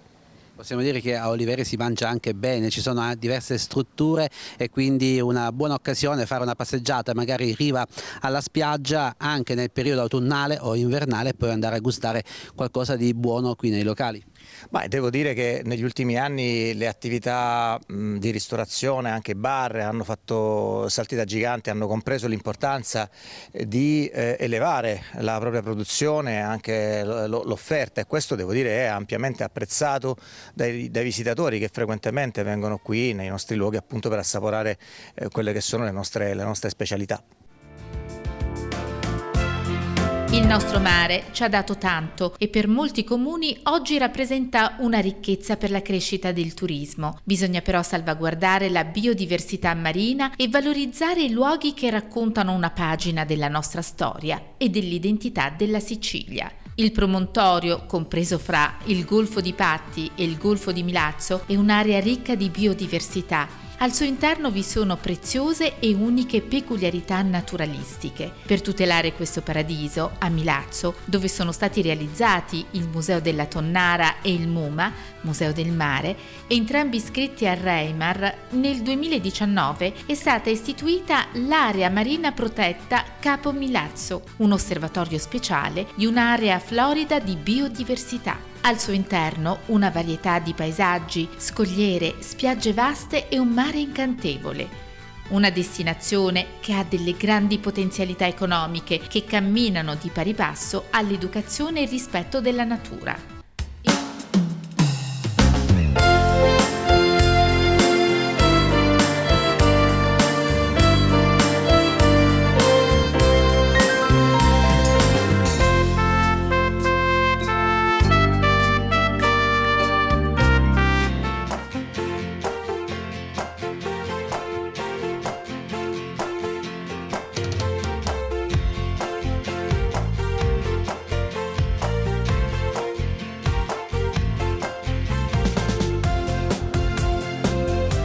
E Mare Ricco Siciliano ci porta a Milazzo, qui siamo nella zona del Capo e siamo con il direttore dell'AMP, un'area marina protetta che sta portando avanti diverse attività, alcune di queste anche dedicate alla pesca sostenibile. Sì, l'area marina protetta Capo Milazzo è l'ultima nata in Italia, soltanto nel 2019, ma nonostante questo in questi 4 anni di vita è riuscita a lanciare tutta una serie di iniziative volte soprattutto all'integrazione con la comunità locale, proprio volta non solo alla conservazione di questo patrimonio naturale, ma anche a sollecitare e stimolare quelli che sono dei percorsi di economia sostenibile e virtuosa, come ad esempio la pesca sostenibile in area marina protetta. Questo è stato possibile ad esempio in quest'ultimo anno di lavoro grazie a dei finanziamenti FEAMP del Ministero delle Politiche Agricole proprio volto a capire, individuare quali sono le possibili strategie da adottare in un piano di cogestione tra l'area marina protetta e i suoi pescatori locali. Quindi si può pescare anche all'interno dell'area marina protetta? Sì, si può pescare all'interno dell'area marina protetta stando a delle regole, a un regolamento ben preciso che viene non solo emanato dal Ministero dell'Ambiente, che è il nostro ministero di competenza, ma anche in sinergia con l'ente gestore. Quindi è possibile la pesca artigianale, quindi la piccola pesca artigianale locale, solo ed esclusivamente con i propri pescatori, in questo caso del comune di Milazzo, utilizzando quelli che sono degli strumenti sostenibili e anche una regolamentazione delle attività di pesca all'interno dell'area marina protetta sostenibile con quelli che sono i principi di conservazione. È possibile anche fare una pesca sportiva regolamentata e regimentata sempre da un regolamento interno dell'ente gestore validato dal Ministero dell'Ambiente. Avete portato avanti diverse attività anche di dialogo con il territorio, con i pescatori? Sì. Noi abbiamo in atto appunto questo progetto FEAMP che ci sta dando lo spunto necessario per trovare quella strategia comune tra noi e la comunità locale dei pescatori, per far sì che intanto non si perdano le tradizioni locali, proprio con il pescato povero, il pescato nostro, diciamo, del territorio, e quello che sono i principi di conservazione e tutela del patrimonio naturale. Direttore, chi ci sta seguendo sta rimanendo incantato di questi luoghi. Possiamo spiegare un po' dove ci troviamo e cosa possiamo vedere da qui? Allora, questa è la Baia di Sant'Antonio, proprio la zona qui sottostante. La Baia di Sant'Antonio è tra la zona B e la zona C dell'area marina protetta, dove insiste un campo a boe, quindi di ormeggio, che garantisce ai nostri fruitori con le proprie imbarcazioni di poter ormeggiare in tutta sicurezza e in visione sempre della tutela della Posidonia, in questo caso, che ricopre questi fondali.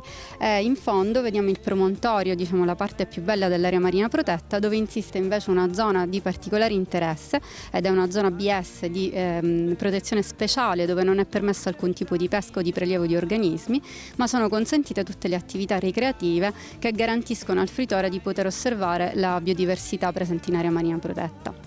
Da un lato vi è l'obiettivo di preservare il territorio, ma dall'altro anche di valorizzarlo e anche di incrementare il turismo, perché possiamo dire il nostro mare, il mare ricco siciliano, può darci anche una possibilità di crescita turistica. Sì, una crescita turistica che già abbiamo potuto vedere nei 4 anni appunto dall'istituzione dell'area marina protetta, e quest'anno in particolare abbiamo osservato un incremento quasi triplicato rispetto a quello che era la fruizione all'inizio dell'MP. Nel solo mese di agosto, nel solo sentiero di Ponente che porta alla nostra piscina di Venere, quindi il punto più bello critico dell'area marina protetta, abbiamo registrato circa 14.000 passaggi. Quindi questo ci fa credere e sperare in un turismo sostenibile che crede nella conservazione di questo territorio, nella preservazione, ma anche nell'interazione con la comunità. Un'area marina protetta quindi dedicata non solo a chi ama il mare, chi ha una barca, ma anche a chi ama la natura e quindi vuole muoversi semplicemente a piedi. Sì, è un turismo aperto a 360 gradi, assolutamente. Stiamo prevedendo anche dei progetti che possano avere un'inclusione massima di portatori di disabilità, che includa all'interno della propria area di competenza anche attività culturali e socioculturali, quindi integrandosi proprio con la comunità locale, senza lasciare nulla e nessuno fuori soprattutto. Quindi c'è tutto un piano di recupero della sentieristica. Ci sono dei centri visita, uno l'abbiamo appena inaugurato, dove è possibile recarsi da libero cittadino o organizzato ad esempio con le scuole, con le associazioni che noi accogliamo sempre tutto l'anno. Quindi un turismo da portare avanti 365 giorni l'anno, quindi non solamente nei mesi estivi. No, l'area marina protetta, nonostante quello che magari è l'immaginario comune, è aperta tutto l'anno. Noi già da fine settembre abbiamo già le prenotazioni di alcuni istituti scolastici che iniziano proprio con la visita all'area marina protetta, al sentiero di Ponente, il loro anno scolastico, e poi verranno seguiti durante tutto l'anno scolastico fino alla fine per il mese di giugno con attività sia in area marina protetta lungo i sentieri in questo caso, sia all'interno delle scuole.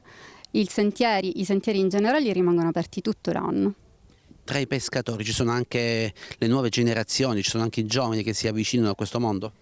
Sono pochi e noi anche con l'aiuto del Ministero, in questo caso delle politiche agricole che è in capo tutto il comparto pesca, ma anche col Ministero dell'Ambiente stiamo cercando con tutte le altre aree marine protette italiane di spingere sulla conservazione di queste tradizioni che non vanno perse, perché comunque l'uomo rimane comunque oggetto e soggetto di questo ambiente, quindi il preservare anche quelle che sono le attività ricreative o lavorative come il pescatore vanno in qualche modo sì regolamentate ma anche sostenute.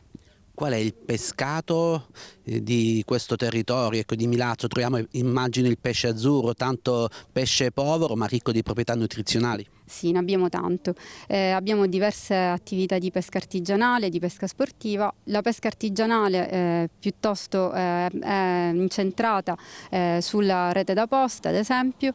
Con questa viene su il pescato quello più povero, diciamo però stagionale. Con i pescatori stiamo facendo tutto un calendario proprio su questo per aiutare il consumatore a scegliere quello che è il prodotto locale, sicuramente e certamente pescato in questi mari. Ci sono poi tanti ristoranti qui nel territorio di Milazzo e anche nell'Interland. Il pesce poi pescato qui a chilometro zero lo troviamo in queste attività e significa sostenere l'economia locale.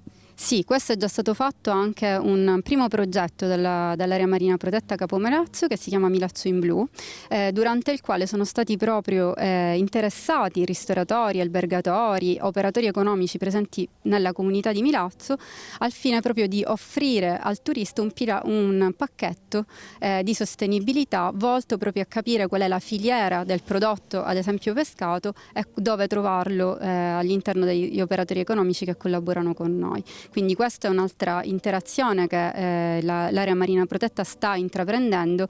Devo dire che i risultati sono molto interessanti. Direttore, mi sembra di capire che nella gestione dell'AMP, dell'area marina protetta, c'è tanta professionalità ma c'è anche tanta passione. C'è anche tanta umanità, direi, umanità perché intanto la squadra che lavora all'interno dell'area marina protetta per lo più è tutta milazzese, quindi questo garantisce anche un'interazione continua col territorio. I nostri uffici sono sempre aperti al pubblico, sia diciamo, ai cittadini comuni che a chi volesse partecipare alla gestione o comunque al supporto alla gestione dell'area marina protetta. Ad esempio abbiamo tutta una serie di convenzioni con le associazioni locali, con le quali promuoviamo tutto quello che è diciamo, il pacchetto culturale e sociale del territorio. Quindi diciamo, l'area marina protetta non è soltanto un regolamento, ma è anche una rete sociale, assolutamente.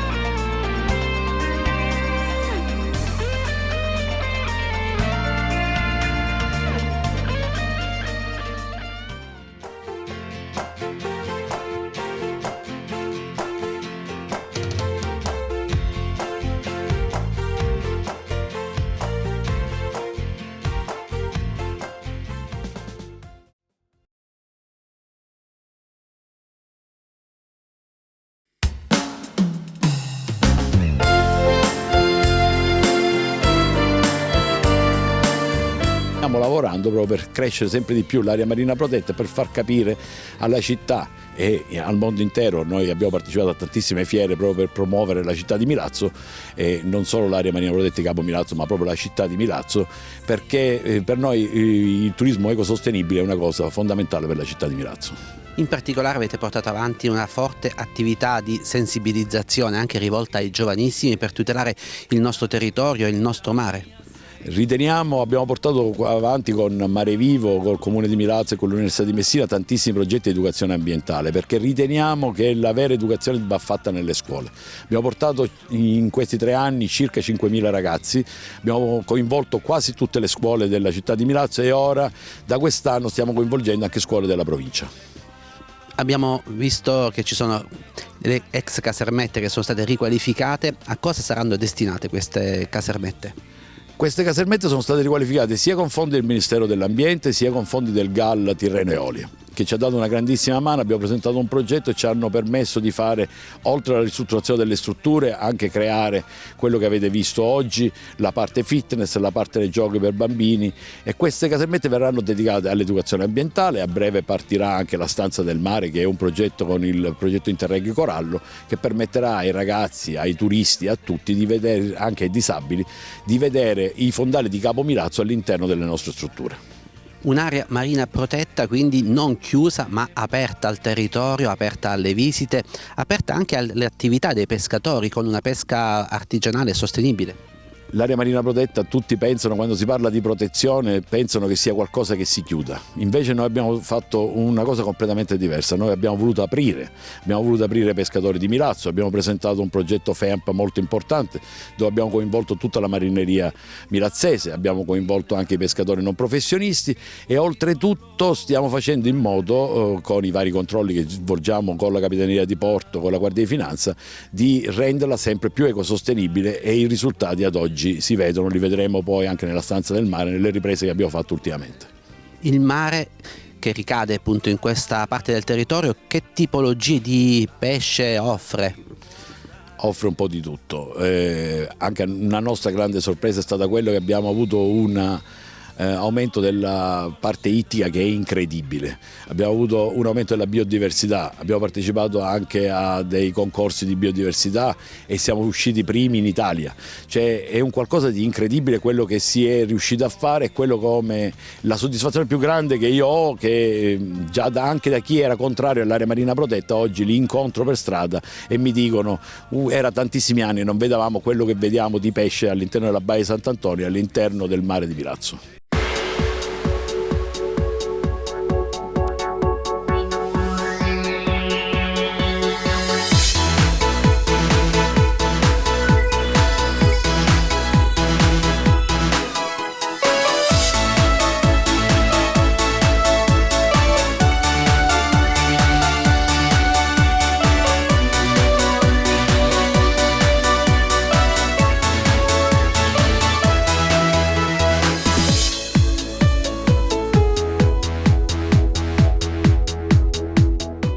Presidente, qui vediamo alcuni scatti dell'area marina protetta e poi vediamo anche alcune caratteristiche di quest'area.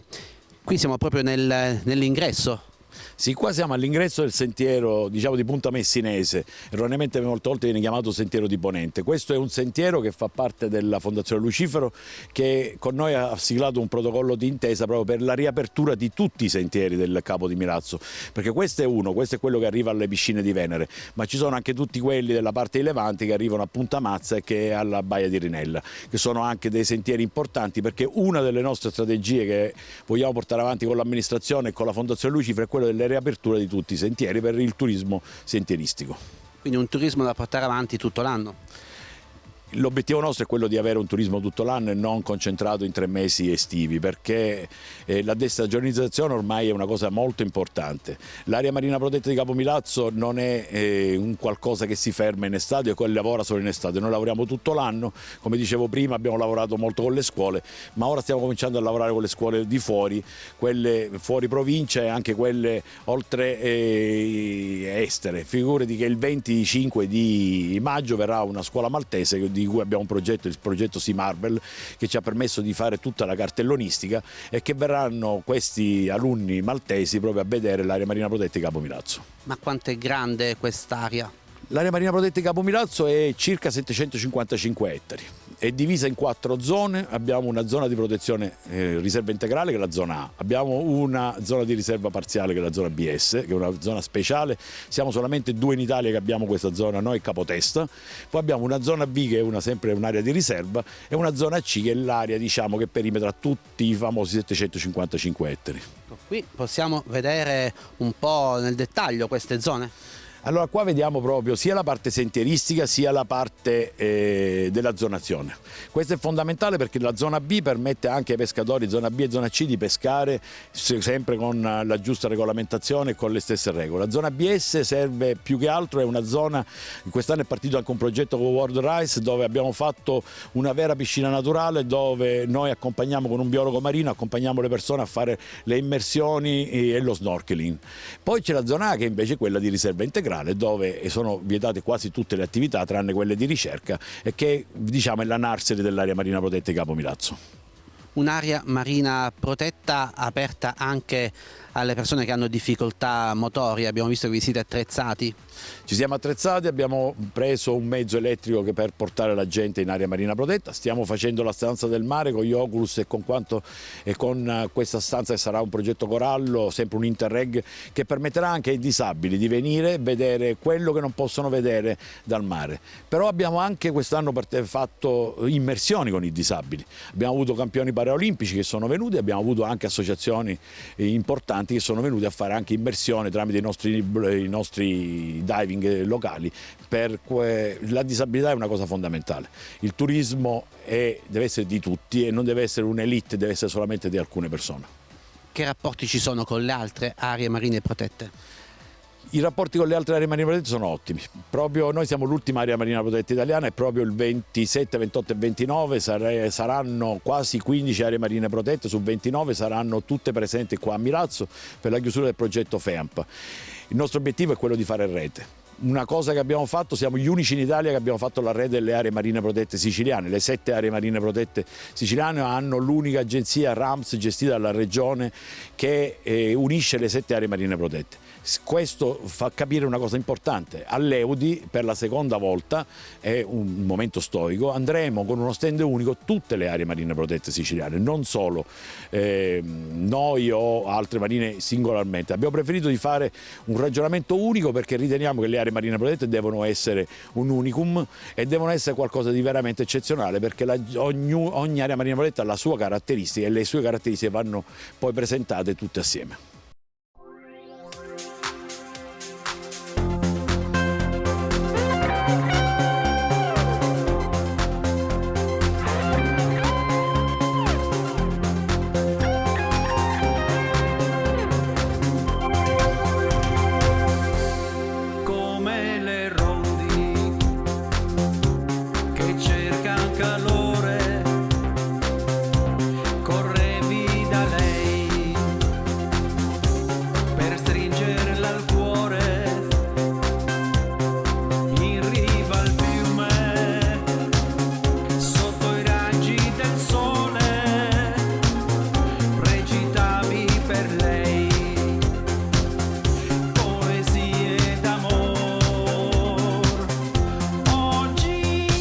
Qui siamo nel punto panoramico dell'area marina protetta, custodi di un paradiso terrestre, leggiamo qui, Giuseppe. Assolutamente sì, la nostra area marina protetta, il nostro promontorio è veramente un paradiso terrestre e direi anche un paradiso marino. In questo punto ci troviamo proprio al centro fra due vulcani, l'Etna e lo Stromboli, infatti noi abbiamo una posizione strategica anche dal punto di vista geografico. Quando portiamo veramente centinaia e centinaia di bambini, quest'anno abbiamo fatto un conto che sono arrivati in area marina protetta circa 2400 bambini e andiamo a fare attività di educazione ambientale con l'associazione Mare Viva che è parte attiva ed è socio del consorzio di gestione dell'MP Capo Milazzo. I bambini rimangono sbalorditi dalla straordinaria bellezza naturalistica, paesaggistica, ambientale che abbiamo qui al promontorio di Capo Milazzo. E posso dire con orgoglio che adesso Capo Milazzo è diventato la nostra area marina protetta anche punto per viaggi di istruzione nelle scuole. Abbiamo veramente tante scuole che provengono anche da altre parti della Sicilia e non solo, anche dalla Calabria, che scelgono proprio la nostra area marina protetta come viaggi di istruzione per i loro studenti. Percorrendo questo sentiero arriviamo in un altro bellissimo luogo da scoprire, la piscina di Venere. La piscina di Venere, il nome originario è piscina della Portella, perché proprio di fronte alle piscine abbiamo lo scoglio che noi mirazzesi chiamiamo carciofo, ma nella realtà il vero nome è Portella. Di fronte abbiamo queste piscine che sono una pozza naturale di acqua di mare, dove all'interno è come se fosse un vero acquario. Troviamo i granchi, troviamo i paguri, troviamo piccole cerni, e quindi è veramente una culla per la biodiversità. Infatti abbiamo diverse azioni di tutela, di protezione, di conservazione dell'ecosistema marino e costiero, che è proprio una missione dell'area marina protetta. Un paradiso anche per chi vuole fare delle immersioni.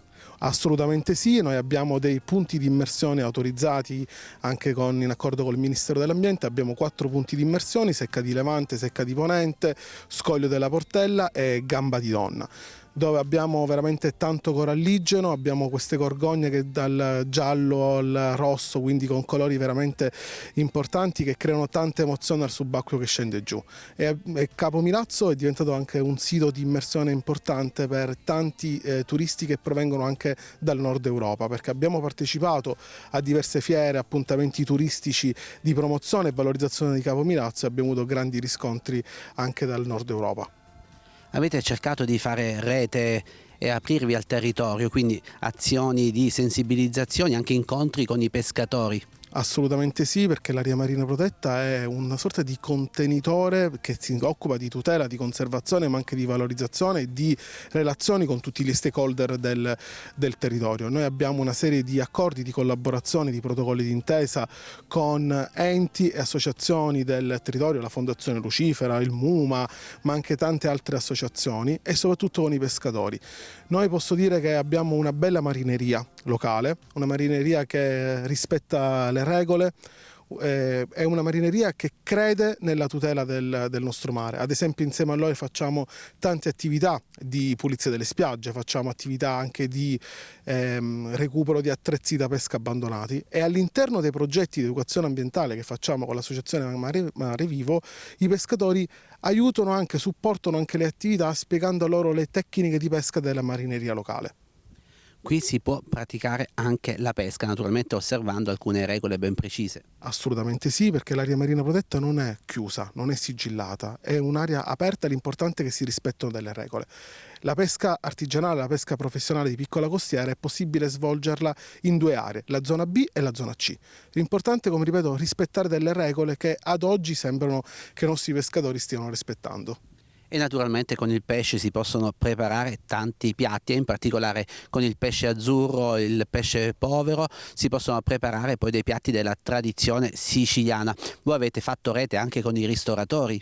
Noi abbiamo creato un progetto che si chiama Milazzo in Blu, dove abbiamo fatto una rete fra albergatori, pescatori, ma anche ristoratori, quindi una rete di sostenibilità ambientale, dove ad esempio il pescatore vende direttamente il pesce al ristoratore, e il ristoratore va a cucinare quindi un pesce, possiamo dire a chilometro zero, sostenibile, che va anche a promuovere e a valorizzare la nostra marineria, il nostro pescato. Abbiamo creato anche un altro evento circa 8 mesi fa, che si chiama Da Capo a Pesce, proprio un evento enogastronomico con tutti gli chef del territorio, che questo evento serviva proprio a valorizzare il pescato locale. Quindi, come dice il nostro progetto Mare Ricco Siciliano, consumando il pesce locale si guadagna salute, ma si sostiene anche l'economia locale del territorio. Assolutamente sì, perché infatti è anche una missione dell'area marina protetta, è valorizzare, sostenere e promuovere anche l'economia, l'importante è che sia basata su una mission che è quella della sostenibilità ambientale.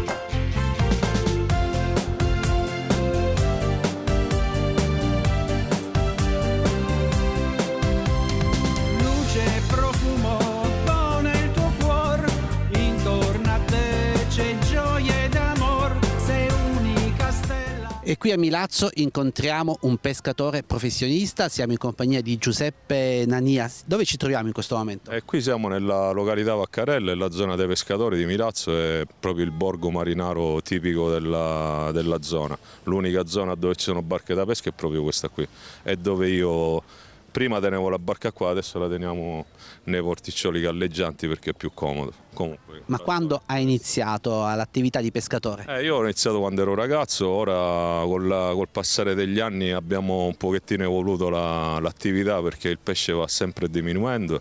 In inverno preferisco pescare.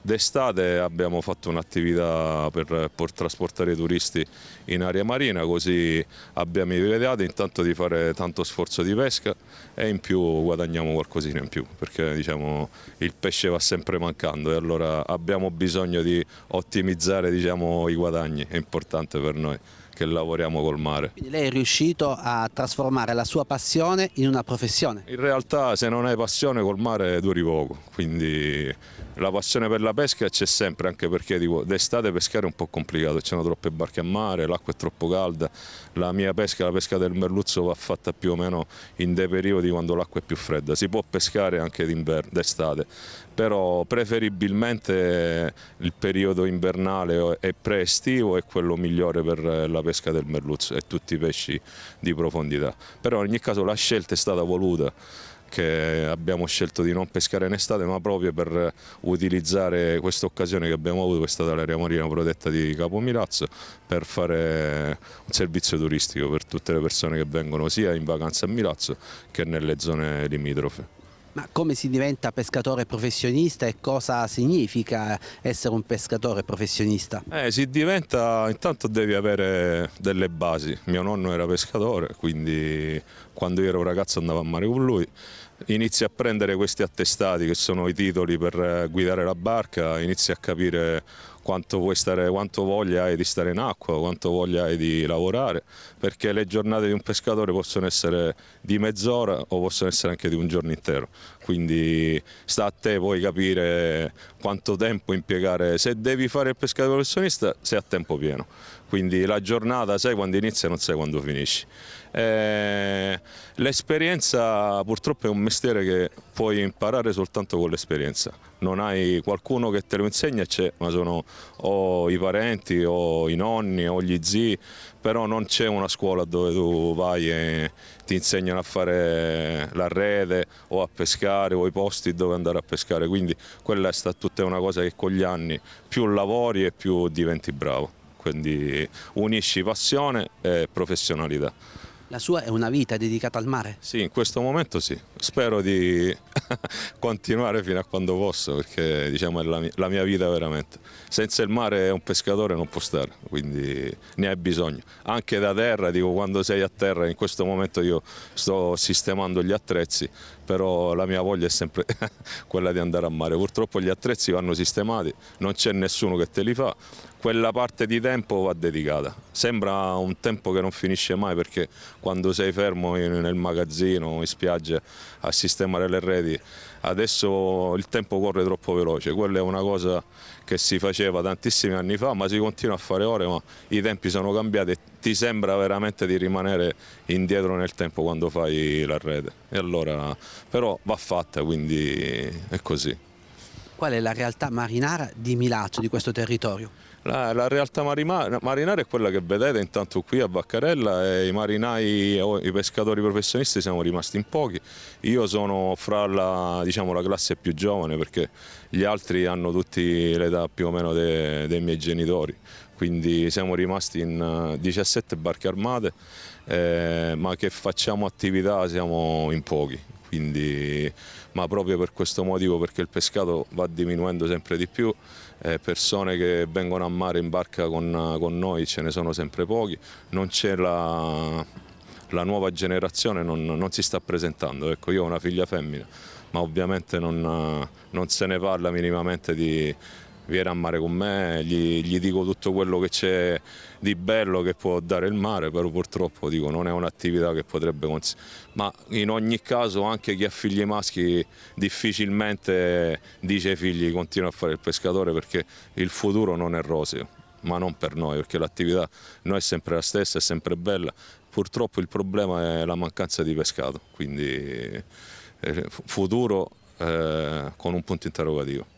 Però lei è riuscito a superare questa difficoltà e a mantenere vivo il suo legame con il mare facendo anche quest'altra attività dedicata ai turisti, quindi il nostro mare è sempre un mare ricco, possiamo dire, perché è ricco di opportunità. Le opportunità ci sono, io ne ho colto una che è questa qui dell'area marina, sono riuscito in breve tempo a mettere su questa attività, ma proprio perché il mare inizia a dare sempre meno, chi vive col mare ha bisogno di portare soldi a casa, dico una parola un po' scontata, però in realtà è così, quindi mancando il pesce devi trovare un'opportunità quasi uguale, sempre lavorando col mare, però che ti dia una fonte di guadagno. Io l'ho trovata con queste barche trasportando i passeggeri in area marina e in questo momento sta funzionando. Sono pure felice perché lo sforzo di pesca va diminuendo, nel senso che quando io inizio l'attività invernale trovo dei tratti di mare che non ha toccato nessuno, quindi la quantità di pesce che io ho lasciato in acqua è in misura più alta rispetto a quando pesco tutti i giorni, e quello è da capire, perché dico, non sfruttando il mare tutti i giorni il pescato in teoria dovrebbe aumentare. Però purtroppo per arrivare all'inverno, andando a mare tutti i giorni e pescando tutti i giorni, poi la quantità di pesce va diminuendo. I pescatori dovrebbero più o meno fare in un'area così piccola come la nostra, dovrebbero tutti trovare un'alternativa. In questo momento però, come le ripeto, l'età dei pescatori è alta.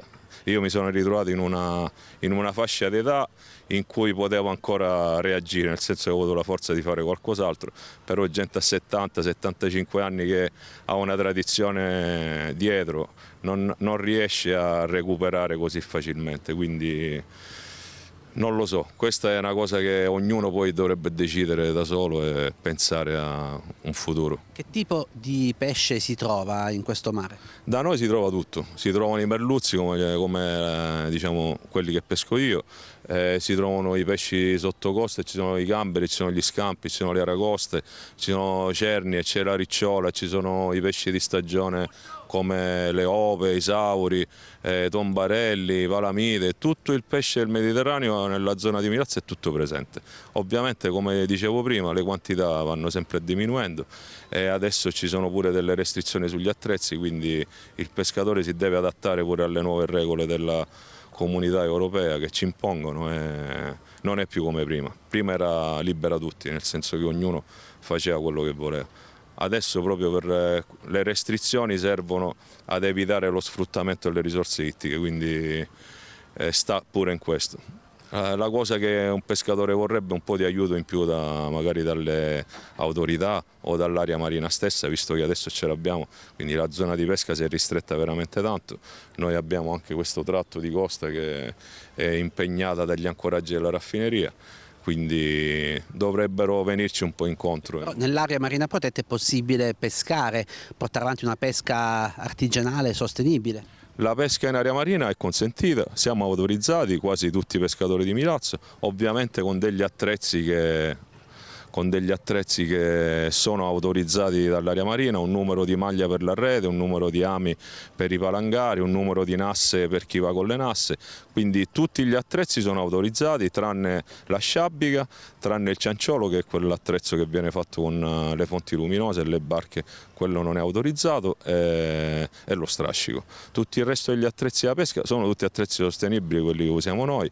La maglia è una maglia sostenibile che prende solo il pesce di una determinata misura, ci hanno consentito di utilizzare solo quel tipo di maglia, quindi la specie piccola non ha maglia, la specie grande resta ammagliata e quella, diciamo, che non è sotto misura va portata a terra. Quindi in teoria abbiamo avuto solo restrizione di parte di mare, però non restrizione di attrezzi. Possiamo pescare nel 70% della zona dell'area marina protetta. Sappiamo che sua moglie ha una passione per la cucina e ama ancora cucinare il pesce come una volta, con le ricette delle tradizioni. Sì, queste sono cose che si rimandano da padre in figlio, da mamma a figlia, quindi in un posto come Milazzo dove c'è tanto mare e tanto pesce, dico, chi è meglio di noi non sa cucinare tutti i tipi di pesce che ci sono. Ancora abbiamo una tradizione di ricette che ci ha lasciato la nonna e i nonni, dove continuiamo ancora a fare e a portare sulla nostra tavola.